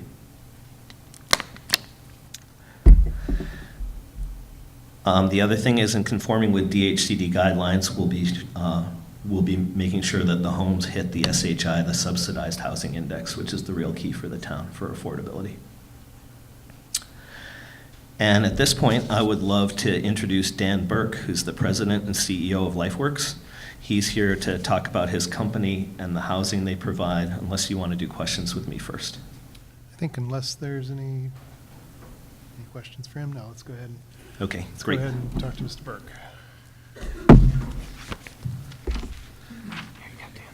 Good luck. Thank you. Thank you very much, and thank you for having me tonight. My name is Dan Burke, as I said, and I serve as the president of LifeWorks in the Arc of South Norfolk, located right here in Westwood. Our agency has been in Westwood for 26 years, so I'll give you a little bit of background of who we are if you don't know about our organization. And we are affiliated, we are 2 separate organizations, LifeWorks in the Arc of South Norfolk. Many people in Westwood know us for many years as SNARC before we changed our name, so we've been in town for a long time. We are headquartered on the other end of Clapboard Tree Street at 789 Clapboard Tree Street. And in fact, our first program was located at the First Baptist Church here in Westwood in 1974. So we have been situated in town for many years and have been providing services to people with disabilities for 65 years, and we hope 65 more. Our only hope is we have the only business that we like to go out of business, meaning that people weren't born with disabilities anymore. It's probably not going to happen, so we'll be around for a long time. Most important to this conversation, we provide residential supports, such as the community residence we're going to be describing tonight, for 17 homes in the South Norfolk County area, as well as Natick and Attleboro. Of those 17 homes, we bought our first one in 1975 in Sharon. We still operate that home today. Every home that we have, we own, and we have every home that we've bought, we've continued to maintain the program in those homes since the day we bought them, and have not sold one to move on to another location. We currently have 2 homes here in Westwood. I would tell you where they are, but my favorite game would be to tell you what street they're on and see if you could find our residents. Because our goal is to design a home that fits in the neighborhood, fits in the residence, and that people will feel comfortable there. That way, people know that we're a part of the community. And that's really what our organization is about, and I'll be looking forward to taking some questions as we go forward, but it is about inclusion in our community, inclusion in our neighborhoods, and inclusion in the daily lives, because that's essentially what we do for people with disabilities. They're included in this school, and our hope is to take care of them all the way through their adult lives. Our mission is to provide education, jobs, and homes for people with disabilities. And our mission tonight is to talk about a proposal that would provide a wonderful place for possibly up to 5 people with developmental disabilities who have mobility challenges and medical challenges. This would be a completely accessible home of up to 5 bedrooms, depending on the decision that the groups make. That is the essence of our proposal. Our agency was formed by a group of parents in 1954, and I'll tell you a little bit about the folks that are going to live there. This home is the essence of what our organization is about. We're going to be housing up to 5 people who currently live at home with their families. They're between the ages of 26 and 39. They are young men and women who have not only intellectual and developmental disabilities, they have significant mobility challenges, at least 4 of whom are in wheelchairs. They have significant medical challenges. Their families have provided care for these folks at home since the day they were born. Their families have had either nursing, personal care assistants, and other people in their lives, in their homes, since the day these children were born and have had them there. This is going to provide the opportunity for these folks to have their own home, to be able to move out like their brothers and sisters, to have the dream that their non-disabled brothers and sisters had. This is an opportunity that these families never dreamed of. They don't go on vacation. In fact, one of the people who we're talking about building this home for just went on her first vacation in 15 years and had to come back because of the family's illness, because of the child's illness. And we hope to provide the home that will provide for this family so that they will all have a full life. These families are the heroes of our organization, but the other heroes are our staff. People ask often, how do you run these programs? We run these programs with very professional staff. We run the program with 24/7 staffing, on-site professional management, extensive support of nurses and staff, and as I said, our organization is right here. I've been with the organization for 35 years, since the first job I got out of college, and I will be here till the day I retire. We are not an organization that specializes in turnover. 20% of our staff have been with us more than 10 years, which is unheard of in the human services field. We have a wonderful history of neighborhood relations. I think folks who are in Westwood who may know of our homes, we have one on Whitewood Road and we have one on High Street. How many people know where our house is on High Street? I hope we've been there for a long time. And we have a wonderful relationship with the neighbors, with the town, and we are very proud of that partnership. We have a wonderful relationship with so many resources in town. We're so thankful for the support we get, and we look forward to continue to working together. So in closing, I would just say that I would like to thank you for the opportunity and look forward to answering more questions about whatever I can for our organization. Oh yes, let's show you. So, thank you. Dan will pull up. I brought a picture of our most recent house, which is here in Westwood. Here you go. This is on Whitewood Road. And as you'll see, this is a home that currently has 5 people who live in it. And each person has their own bedroom. We've always believed in that. Every adult has their own bedroom. You will look at this house, just so you know, in terms of design features we try to put in. You ask why, for example, the walkway. We do have to be able to evacuate under egress rules from the state of Massachusetts, everybody within 2.5 minutes, which means if they're in a bed and have to be able to take them out, so that walkway to the left goes around to doorways coming out of some of the bedrooms. The windows to the right that look like a great room are actually the garage. We built this home so that you can actually, there's a wheelchair van in this house, and we can park the wheelchair van in the garage, and people can get in and out in the garage, and it doesn't sit in your neighborhood, and people don't have to load in and out in the bad weather, but it looks just like a great room, and that would be the exact concept in the home we would be building here. And we actually can shove 2 wheelchair vans to that home. So the way most of our houses work for this group is that bedrooms are to the left and living are to the right. But it fits right in this particular neighborhood. We moved into a neighborhood with an assortment of styles, and the neighbors have been thrilled with the design since the day we moved in. Thank you. Thank you. Any questions? Abby, what is procedurally what I believed that we needed? There was some additional, a deed or something. Right, so we did ask for a draft deed, as Attorney Terry mentioned at the beginning. So we'd want to review a draft deed writer for the group home in relation to the affordable units. You'd want to review for your special permit to make sure it's in perpetuity for the group home for 5 if those are approved by DHCD, or then the 2 within the open space residential development. And then we've also asked for a draft deed outlining the terms related to the field. So we've asked for those to be submitted soon, hopefully this week, so that we can review them internally and with town council, so that we can get it to you for your next meeting at the end of the month. when you review the special permit further, you're looking at, you'd want to secure the affordable units for listing on the subsidized housing inventory. We're in complete agreement with that. Sorry, we're in complete agreement with that. Can you, sorry, drawing a blank now what I was going to say. The timing of when can we count these units in our housing stock as affordable? At what point is a COO issued? And what's the timing of LifeWorks wanting to build this house? We are prepared to move forward as the project moves forward. So if, for example, we have the money already with our bank, and we have the approval from our funding sources. We're funded by the Department of Developmental Services. They've already approved the operating budget, so we're prepared to move forward as you all are prepared to move forward. My understanding from my relationship with DHCD is I believe as long as we have them committed to construction, but I'd leave it up to Abby and the other folks. I do serve on a housing committee with some folks in DHCD. So. Right, and we would typically, we would encourage, if you were to approve this, the next step would be for them to begin working on their submittal to, it's the local action unit process with the town, and then submittal to the DHCD. And then ideally, what you've done in the past is you would have a condition in your special permit that these proof of, I guess, adding to the subsidized housing inventory be submitted to you prior to occupancy of the first residential unit in the development.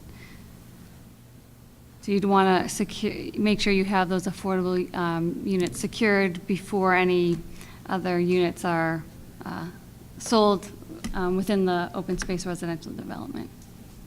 Is this possible before the next census to be counted? Yeah, Nora? I think so. By the end of the year, yes. I'm looking at the housing agent. I Is think that so. when the I mean, census is it's an end of the year? important date for us Yeah. as a town. Right. As long as it's not April 2nd. That would be, no, we're happy to comply. We'll do what we can, and we'll start as soon as we're approved. And this is, the group home would be under residential zoning, right? Yes, it's single residence zoning district there. And there would be, despite LifeWorks having been around for a long time, if it happens not to be, what happens to this home and the other homes that they currently have in town? With regard to our affordability, I mean, the residents I'm concerned about, obviously, but how does that impact our town with regard to our affordability number? Right. I think your special permit, you'd want to have the special permit and the deed be restricted to the group home in perpetuity, or I guess if there was ever a change further down the line in 50, 60 years, then it would require a new approval with the planning board. But you would want to write your condition so they could only remain as the group home, and that those units are affordable. Just so I'm clear, currently what's on the site was a hospital. This could never turn into a medical facility of any kind. They would lose that so-called grandfathered status as a hospital once they take ownership of the property, the Green Company? Is that accurate? Right. It goes back to the underlying zoning of single residence. Yes, it is. Right, that's essentially what it is. I just want to confirm that once Green takes ownership of this, there won't be another opportunity for a medical facility on this location. Right. Because it's a single residence zoned. If this project goes forward, yes. Right, with that presumption that Green takes ownership and this project goes forward. We would be licensed and zoned as a single-family residence like anybody else, so we would not have the ability to use this as a commercial property. It would have to be used as a single-family home. Just, it's a sensitive issue right now, so I just wanted to Totally understand. make sure of. I totally understand. Okay, thank you. All right, so Abby, what are procedurally, I think we have to draft all of the waivers and language of everything and whatnot, but I just want to, a couple of things, if there's any public comment, but first of all, if there's any other concerns or questions from board members. I mean, or the peer reviewer. Phil, did you have anything to add to this, or did we I have? think so. I think we did get a memo from Phil, and Phil's reviewed the waivers, probably. You should probably hear from Phil on his He's revised not plans. looking like he No? wants Do you want? do you- While he's standing, can you address their request for the sidewalk? Remind us of our subdivision rules and regs for the sidewalk widths that we call for and what they're proposing? Right. Maybe Phil has that information right, I'm not certain.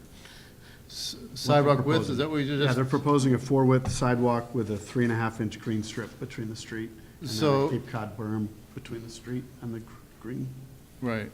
So you have it exactly right. And that was one of my questions for you, is whether you thought a 4-foot wide or a 5-foot wide sidewalk was And appropriate. our rules and regs call for 5. Okay. So, other than that, we had a discussion with, Curtis and I had a discussion today about most of the comments, and I think we can resolve many of them. And he's got a little bit of work on just making sure that the infiltration basins don't adversely impact the abutters. Some details that need to be done and some things that can be conditioned, so.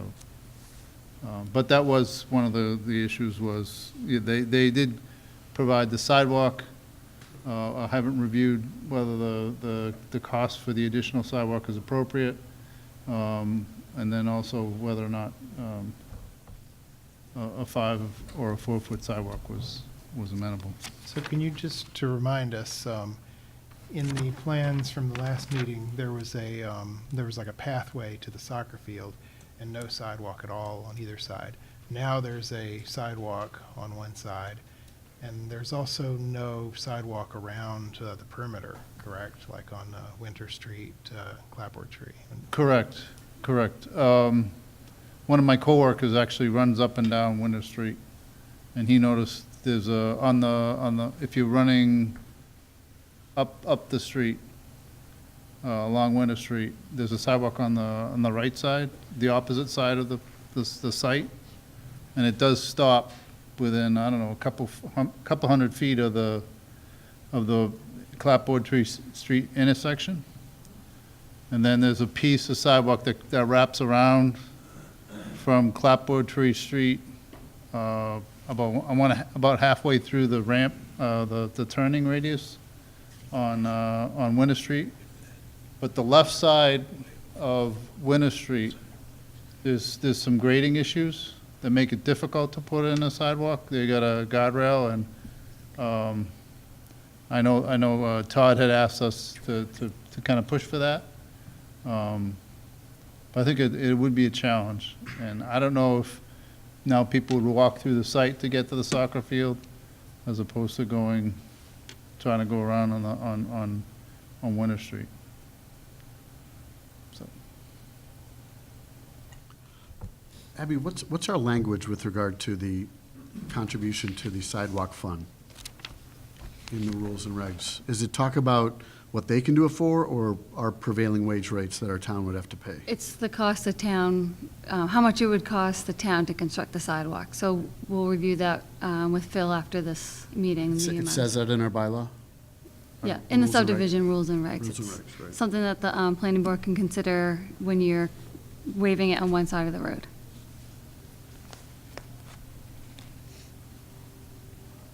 I did have a question about the parking lot out to the soccer field.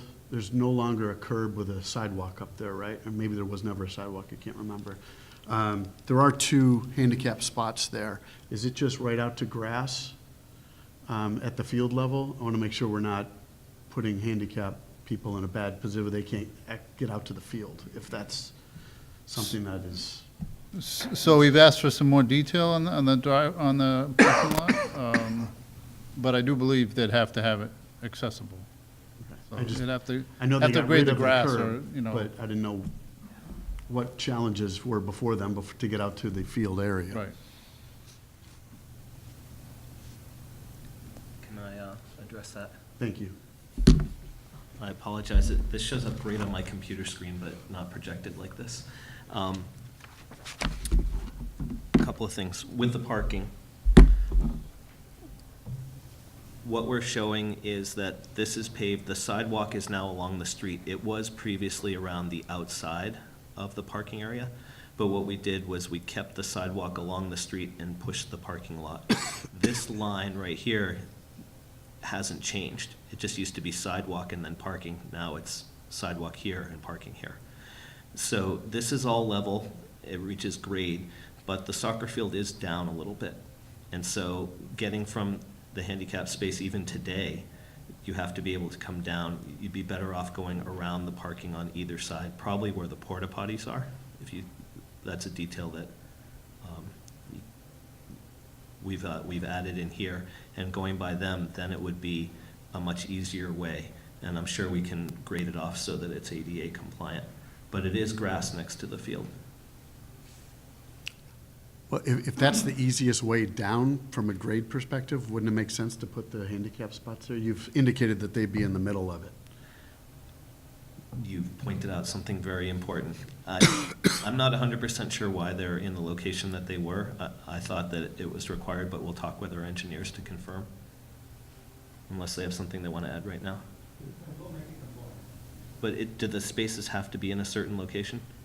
No, I mean, typically they're placed in reference to front door, the closest spaces to a front door. In this case, I think they can go almost anywhere there as long as they have access to the field. We'll make that adjustment in the next round. Okay. And then I wanted to touch on one other thing with the width of the sidewalk. Again, this is from subdivision regulations, and while there's some argument whether this is technically a subdivision, a special permit, or something different called OSRD, it's not a group of single-family homes. It's an age-restricted community, 55 plus 2 bedrooms. But even in spite of that, in our adjacent neighborhood right here in Chase Estates, the sidewalks are only 4 feet, and the grass strip is 3.5 feet. And it's the same in Della Park, which is the neighborhood right over here. And so we really want to be in keeping with that in terms of the standard for what we do. What we've done in order to incorporate the sidewalk in this plan is that we've taken these homes, and while the grass strip and the sidewalk is equal to 8 feet, we've moved all of our homes back 9 feet away from the road from the previous version in order to accommodate them, so that there still be the same landscaping and all of that. We're very concerned with the curb appeal and how this community looks. It's obviously very dense so that we can save the soccer field and have the bulk open space around the perimeter. And so, although 1 foot might not sound like a lot to the sidewalk and another 2.5 feet on the grass strip, it all adds up, and we think it will be a lot less aesthetically pleasing. We've talked with lots of people who live in communities with 4-foot sidewalks, and 2 people can easily walk side by side. And that was the benchmark in our mind. So we hope it is for you too.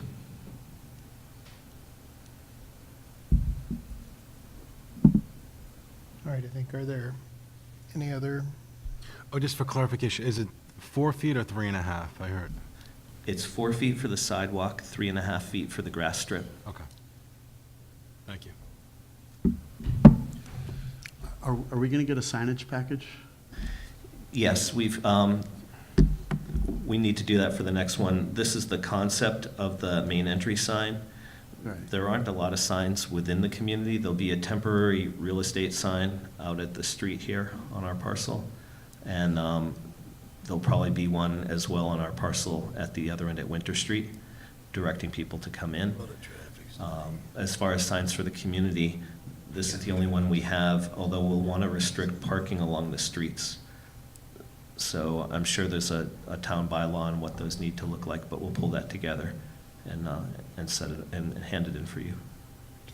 Yeah, the entrance things are a concern if you're planning on lighting them, and so I'd like to see what's it really going to look like instead of, more so than just a picture, because if it's neon, it's entirely different than what I'm seeing. So. No, we agree with that. We have a photometric plan that was part of the submission. I didn't put it on tonight's concept plan, but it does show the lights on the building, the street lights, and all of those heights. That there would be minimal uplighting on these. It would be the bullet lights, but we'll show you that detail. Good, thanks. Are there any public comments? Anyone from the audience who'd like to speak? If you can state your name and address for the record. Hi, Marjorie Iramo, 48 Clapboard Tree Street. In follow-up to what Planning Board Member Paff and our town planner were discussing in regard to the deed restriction that Attorney Terry will be drafting, given that these are 5 in perpetuity affordable units, should LifeWorks at some point no longer be part of our community, and that this would continue to be a group home in the restriction, are there other types of group homes that it could become? Types other than what LifeWorks envisions? It would have to remain a residence primarily, right? It couldn't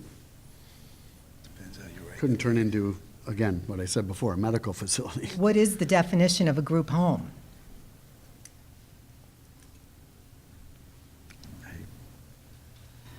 I don't know, off the top of my head.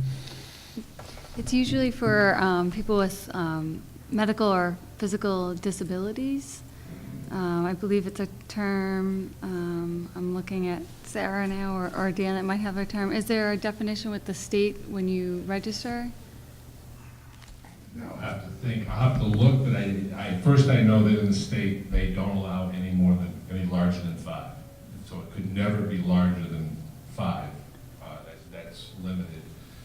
Most departments in the state that fund services don't fund group homes these days. The departments that I know that do have group homes, obviously you could put in the deed that first of all it'd be for adults. Our program is just for adults. So that might be something that if you want to, in terms of the town, you could put in there about serving adults. That would eliminate any concern from division of youth and children, that type of thing. Department of Mental Health does some residences. I'm not aware of them opening any though. So, of course, we're funded by the Department of Developmental Services. So you'd have to find out from the town attorney and others whether that's, I don't know if you can put that as a restriction. I can look up to see if there's a better definition of group residence. I know though that they don't do any more than 5 now. So I think in follow-up question, I'd be wondering, again, what kind of residence could we end up with in those 5? It's all going to come down to how we draw up the deed. And it's something we'll have to look into, and we'll have to run by the attorney to make sure we get the wording just right. So in perpetuity going forward, we can guarantee what's going to go on at this location. That was my other question. Do you know, Attorney Terry, whether we can constitutionally limit what kind of residence we have there? Sarah and I are I wish I had more details for you tonight, but Sarah and I have been working on this, and it is a little unusual because we haven't done one of these exactly like this Right. In town. So, but the idea is the deed that will be granted for that piece of property will have restrictions on it. So there won't be unconstitutional restrictions, but they'll limit what uses can be made of the property going forward. And that's the idea. So at our next meeting, we'll have a better discussion of that for you. Okay. Thank you. I thought of one other thing while you were speaking, and I know what it was. I would think that for the community overall, the abutters especially, which will include Mr. Green's potential buyers, that it's really important what it could become should LifeWorks no longer exist. And I would just like to add that thus far, everything that's been presented, both by Mr. Green and by LifeWorks, I support, and I'm directly across the street from the entrance on Clapboard Tree at this point. But that would be my one concern. Thank you. Thank you. Thank you. I just want to echo, Marjorie, we have the same concerns, just as you said, and we'll make sure, to the best of our ability, we protect it as well as we can. Okay, thank you.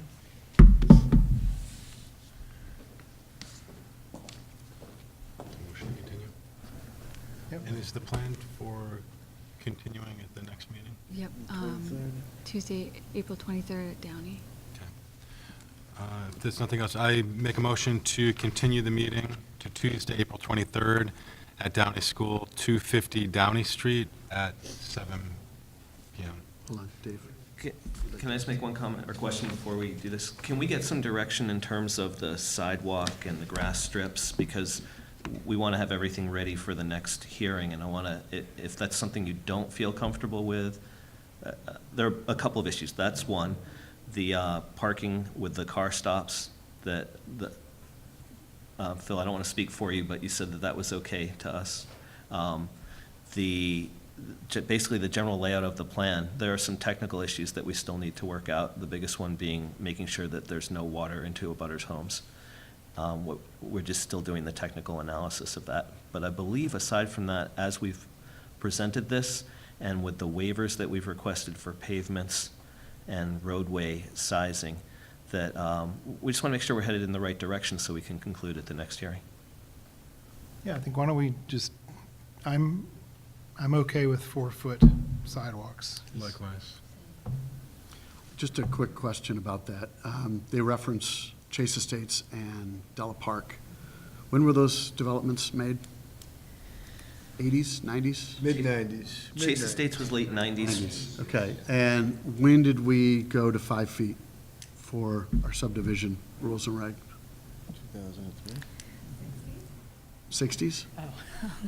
Well, but A long time ago? No, I'm just, I'm not saying anything about it. I'm trying to understand. So it's what we've always done. We've clearly, people have asked in the past for 4 feet, and we've issued that as a board, not us collectively, but this board has issued 4 feet as a result, even though since the 60s, we've had 5 feet. So since the board has done in the past, I don't see any problem with a 4 foot. And I feel like it's adapting to this, you know, that's part of the Fine, special I permit just- is that, you know. I just wanted to make sure, if it was 4 feet, if they built Della Park and Chase Estates, and then we went to 5 feet in the 2000s, why did we go to 5 feet? Is 4 feet presenting a problem? It's not, it sounds like. This was a waiver for Chase Estates and Della Park, and so it was granted.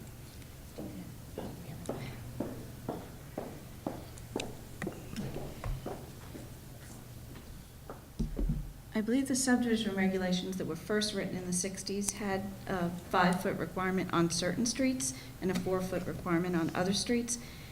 I know Chase Estates was approved as a comprehensive permit, and so the subdivision standards wouldn't have applied anyhow. Della Park was approved as a straightforward subdivision, and it was before my time. I'm not exactly sure which criteria was considered for that subdivision. So we could go back and look to see if there was a waiver granted or if that the subdivision was only required to have 4 feet in that instance. But I know that it was depending on the type of street. There were different widths of sidewalks for different types of streets. The current subdivision regulations, I believe, were approved in, was it 2015, Abby? Or 2016? They're fairly- 2016, I think, 2016, yeah.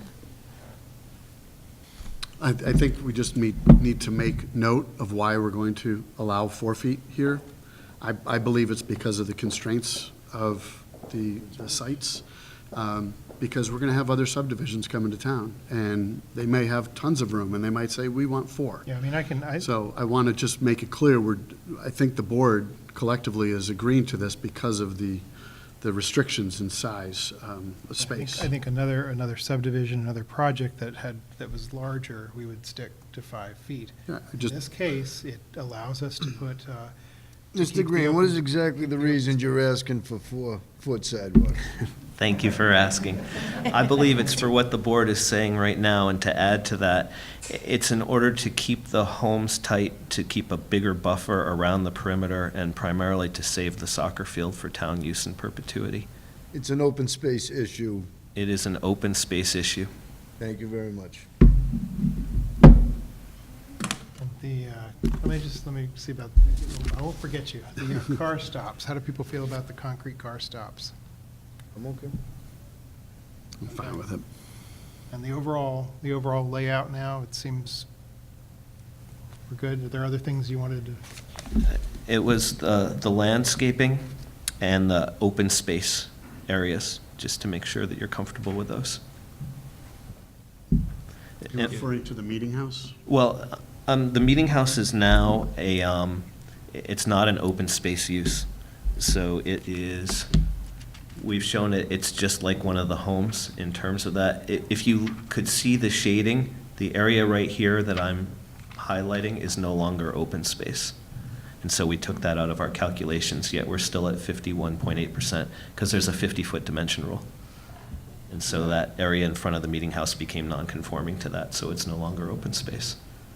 But on top of that, we still have, you can't read it in this table, but it does say open space and 51.8%. Yes. Sure.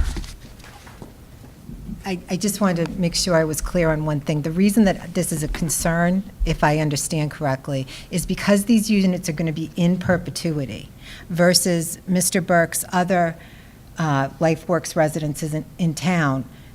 The other ones they count for our affordable, but if it ceased to exist, they just go back to being single-family residences because they're not in perpetuity units. Whereas with this one being in perpetuity, there is a real concern about what happens should LifeWorks no longer be there, because they would be required to still stay 5 units, whereas the rest of, am I correct, Mr. Burke, the rest of your... Exactly. So I just wanted to make sure I was very clear about that. So you're saying, for those other existing homes, worst-case scenario is it becomes a single family. Correct. And we lose our affordable component. Correct. In this particular case, we could maintain our affordable, but we may not know what's going in if we don't limit what type of use could go into that Correct. location. Thank you.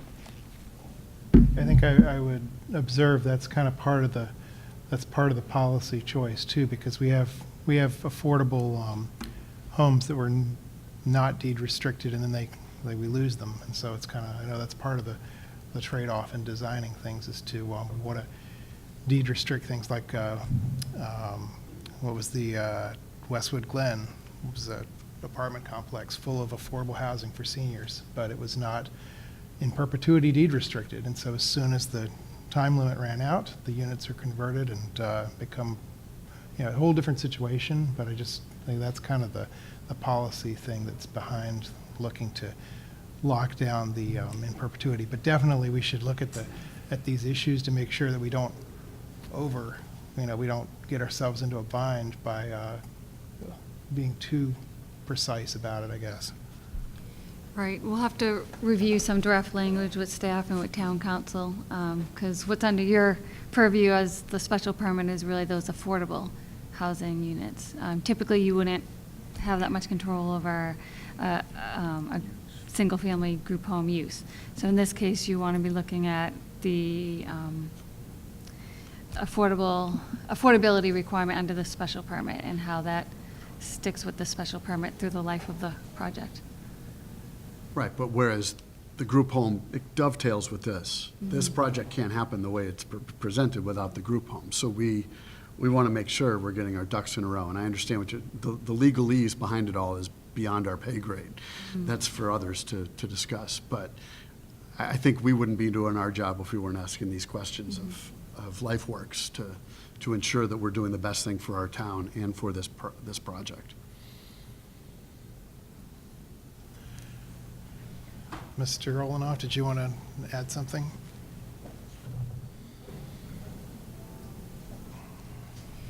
Steve Olenoff. So I was on the planning board for 27 years. I don't recall ever waiving a 5-foot width to 4 feet. I don't know what happened at Della Park, but it might have been a very old subdivision that was approved many years ago and then got built according to those old standards somewhat. so I'm not sure how that happened.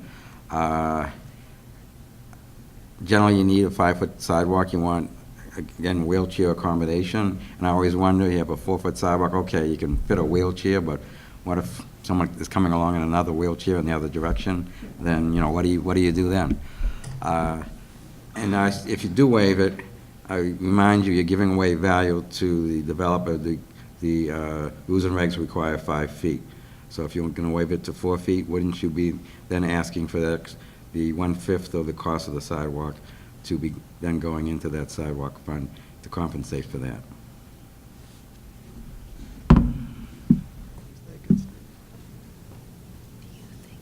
All right, I think, Does he have everything he needs? The last item, well, I'd love to hear the conclusion on the sidewalk and the grass as well. I know we have to submit our backup for the donation that we're going to make to the sidewalk fund or whichever fund you guys dictate. Regarding the affordable home, we'll work with housing and with our council, Mike Terry, to make sure that we restrict it as best as we can under the legal provisions. I think we understand the issue. And then it was the landscaping and the 5 affordables in the group home and 2 on site were the issues we're looking for direction on. so on the 5 and 2, we all agreed. I think that was, we prefer that. That's if we get the 5 approved. If we don't get that, Right. then 4 and 3 is fine. I think, taking into account the costs, that's something to work out on the sidewalk issue. I'm disappointed to see it it looks like you might never get a sidewalk connecting Winter Street to Clapper Tree. Was a little concerned about that, but, anything, Well, I want to add one thing on that, because lots 5 and 6 have their primary access off of our driveway, and we're going to set it up so that that's where their car access has to come, that it can't go onto Winter Street directly.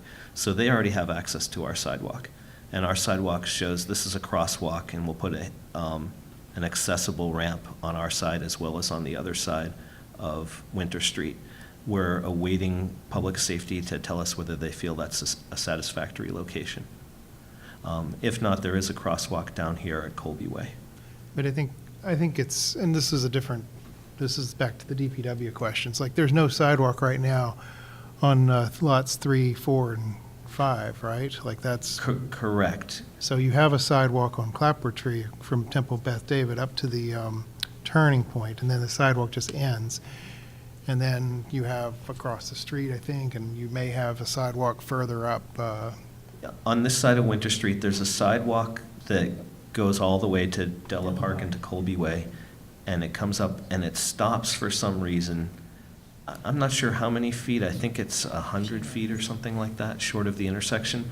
But as part of the revamping of the intersection of Clapper Tree and Winter Street, I went to the 25% meeting, and they're planning to install the sidewalk for the remainder of that distance to connect to Clapper Tree. And what I was trying to say is that with lots 3 and 4, they have direct access to the field in our open space. We're happy to provide a pathway if that will, not a paved pathway, but a way for them to get on grass from their lots to the sidewalk here. But we were looking at holistically as connectivity, because we have this walkway to the temple, which also connects to the path that goes to Buckmaster Pond and also all of Chase Estates, and there's over 100 homes back there that now wouldn't have to go out to a major roadway. You can ride your bikes much more safely through the back roads and get to the soccer field. And our thought was that the bulk of traffic that's coming from Della Park and down here would now come up to the crosswalk, and they would be able to go here and avoid this intersection altogether. All right, do we have any other thoughts, any further direction? What I'd like to see ideally is a sidewalk all the way around so that you can, that you don't have to cut through the development, that you just have a sidewalk all the way from Pond Street to Norwood, but that's not what I liked the path before. If there's a way to put part of that path back so that it's, so that there's not a sidewalk, but a path in there, that would be useful. From our perspective, the cost of the sidewalk, it really wasn't that much different. We had the 67,000 on the right side, we'll call it. When we did this pathway, the cost to us because of grading and the trees was in the low 50s. And so we have a sidewalk fund contribution of 68,000. If you wanted us to direct some of that to the other walkway, we could do that. And just pointing out one other thing, this was supposed to show grading. It does say grading on the plan, but the area that Phil from Beta was talking about, right around here, is where the grade drops off, and it's about 3 or 4 feet below the roadway, and there's a guardrail on Winter Street. Getting a sidewalk to go all the way around that is going to be problematic in the right-of-way that you have. It would require retaining walls, a lot of tree removal, and building up. So I'm not sure it's the same. And then having a sidewalk below the road doesn't, I'm not sure. I've never seen the precedent for that. And from a safety perspective, I think there would be issues. All right, are there any? It sounds like you're saying basically you can't, if we were to say you've got to have a 5-foot sidewalk here, it's going to push the houses back another foot. Yeah. And that's going to cause you to drop below 50% on the open space, or it's going to cause the soccer field to not be big enough, or? Well, the issue is more curb appeal and what it looks like and how it feels when you're driving through the neighborhood. And that I think we're addressing the need in terms of the actual width. 4 feet is the ADA width that's required. 5 foot is what the bylaw states in town, but as far as ability to handle pedestrian traffic, 2 people side by side, whether they're walking their dog or not, 4 feet is what's required for that, and 4 feet is ADA accessible guidelines.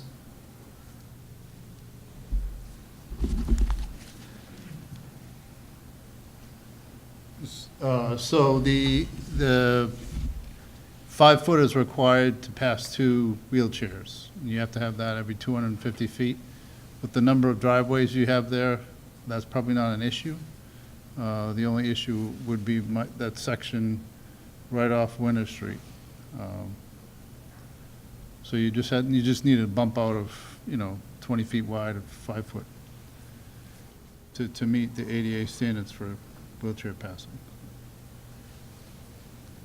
Kurt, do you recall, is the sidewalk 5 feet wide past the parking spaces? I'm pretty sure it is. I think we only neck down to 4 feet in our community.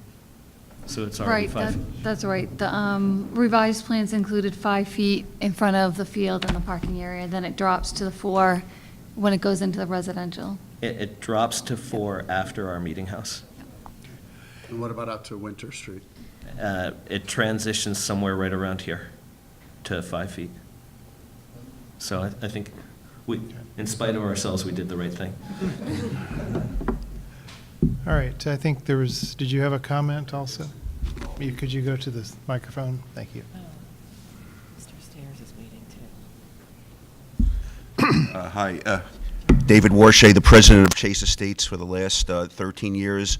All I could say regarding sidewalks, having been in the neighborhood for 24 years, 4 feet width has been zero issue. I've never seen any problems. Always walk around on it, throughout the years, the 2 people abreast, never an issue. So I'm not sure, it should really be, if it makes sense for this community, I would say go for the 4 feet, and hopefully this can, the process could stay on track and, bring this to a good conclusion for the town and not just get sidetracked on, all these minutiae stuff, but, the big picture is the most important. All right, thank you. Was there another comment? Yes. Hi, I'm Rob Stairs. I live at 22 Winter Street, which is right across from Lot 3 on that diagram. People have been talking about the guardrail. I've been trying to think, it's across on this side of Winter Street, the same side as the development. I've been thinking, why does it feel so weird to have a house over there? And I think the guardrail has been the explanation for me. The guardrail is presumably there for a reason, because there is a drop-off. So I'm just wondering, from the point of view of a home builder, no one's going to want to build a home where there's a guardrail, so I'm assuming there's going to have to be some kind of treatment along that side of Winter Street in order to perhaps mitigate the need for a guardrail. And I'm wondering if a sidewalk, which is what you're interested in, might be part of that mitigating, resculpturing of the land in that area along the road. Oh, and by the way, I can tell you, I won't bother now, but my wife and I can tell you why there's no sidewalk in front of our house. That's old history.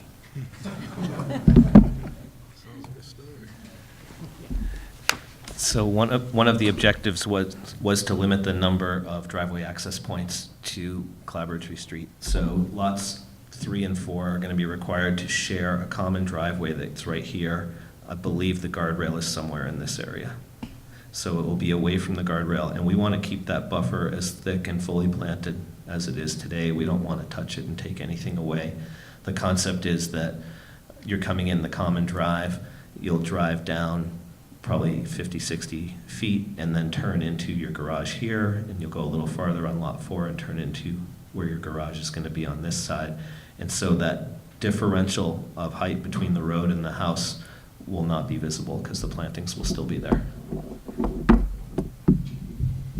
I think I'll take one more comment.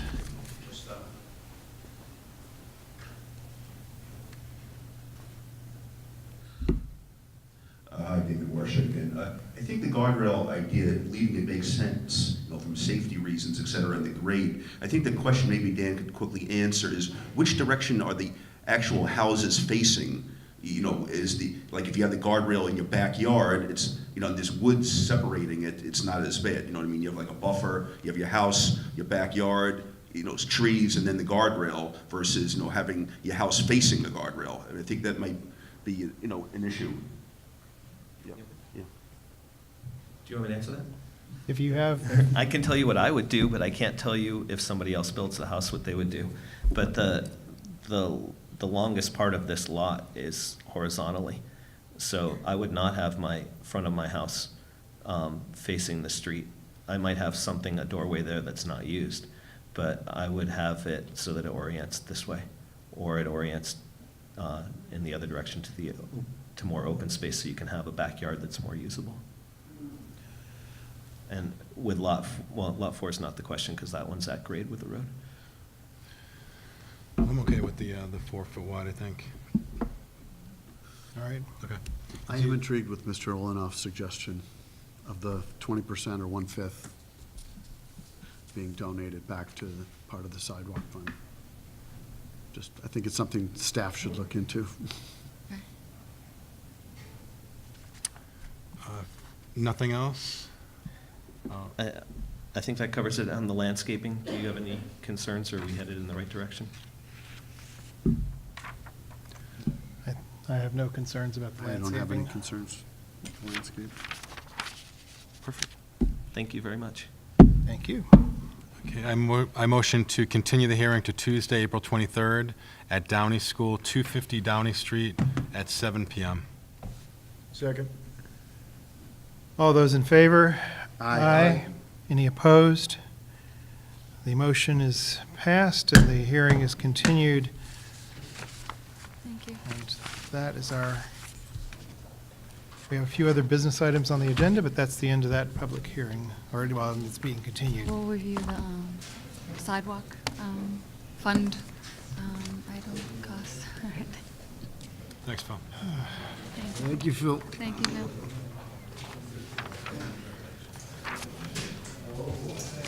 All right. Abby, do we have a lightning round of things to check off? Sure. Oh, yeah, we don't have the Topogolf appeal, so that we'll just come back when it's ready. It's not ready yet. Good night, Sarah. Good night, Sarah. Thank you.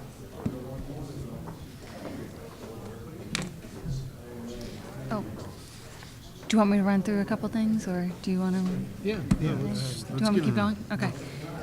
Just a reminder, everyone has to complete the online ethics training. We're supposed to do April, I think, or before the end of the month, if you have, every 2 years. So Debbie may have done it this year, I think, or last year? I did it last year. You did it last year, yeah, so it's every 2 years. So I think everyone else has to do it. The email address on the survey. Oh, no, it's optional. You don't have to do that. So in the past, I've written it, but I'm not really the representative to things like the Regional Transportation Advisory Council. I'm only the alternate to the. If you want to. I'm only He says the. he member gets to write all the reports. Yeah. I mean, you gonna give me any help here, or is it all gonna be left to me again? Any kind of help you need, Steve. So, I mean, you want to write up the trick section, or who is? Brian, you are the architect. Who's the advisory council? You want to tell all the things that have been happening at the meetings you've been going to at the advisory council? I don't. And what, you're on? You're on the MBTA advisory. Sadly, yes. I just got on their email list. Wait, when is? I was going to go to one of their meetings. So you I can. started getting emails from them just like a month or two At ago. the end of the week, actually. What'd you say? End of the week it has The to end, be done. the end of the week, yeah, but All right. can work I this never together. get in on time, pretty much. I always get a. I'll call you tomorrow. But I'm going to be away this weekend, so that's another problem. Okay. Can I call you tomorrow? Sure. Yeah. Steve might need to call to order. I'll call him tomorrow. Because you have the previous version. Oh, okay. I can email you. You It's in the town report, so anyone can look it up. You don't need me to email it, Just so yeah. that changed. Just make sure you change the Still on years. camera. Yeah. All right, guys, All right. You're still on. I think he needs to say we Thank you, Steve. you gotta take control of the room, Dave. All right. Go for it, Dave. All right, we're, what's next on the business here? Just some. Land appeal update, online ethics, Not ready. Islington Center. Online ethics. Islington Center, the building permit was issued for the CVS building after we last met. I do review the plans. The cupola was added back onto the plans. The sign from CVS was revised. That's what I was looking at your last meeting. Is it But going to be lit from behind, like, or is it going to be a regular sign? External illumination. They had a monument sign that's in front of the building on Washington Street. So they did revise it to match your planning board approval. Okay, so it won't be like the bulby glowing thing. No, it has lights outside, but then on the walls, there's halo lighting.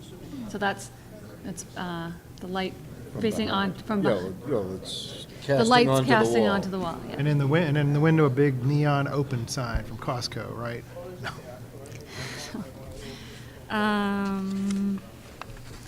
The survey for the comprehensive plan is now open until April 17th. So continue to spread the word. We're getting that out. Open till April 17th. Yeah, I was just gonna ask. When I checked last, we had earlier today almost 300. So we had some here tonight. I think maybe we got one or two tonight, and we'll do some more distribution over the coming days. Did you drop any of those off at the senior center? Yes, we Are they have. like paper copies? Yes, so we have paper copies at the two libraries, Town Hall, Carby Street, and the Senior Center, and then asked for them to be returned to our office so that we'll count those ones. We also selected a consultant, Community Circle and Barrett Planning Group were selected. I'm meeting with them tomorrow to arrange a time for them to come and meet with the Comprehensive Plan Full Steering Committee, and they'll be facilitating, organizing, and managing the vision session that we want to have. So tomorrow, we're hoping to try to get that scheduled and start working on those plans. So stay tuned. Do you want to, did everyone review the minutes? I did. Did actually read them and I don't have a managed to problem. condense a lot of I didn't see anything wrong. meetings down into decent notes. So I make a motion to approve the minutes for February 27th and March 4th? 26 and, yeah. The 4th, yeah. Second? All those in favor? Aye. Any opposed? Okay, we approved the minutes. Are there any other issues? If not, I make a motion to adjourn? Second? all those in favor? Aye. Aye. We are adjourned. Thank you. Oh, Adjourn.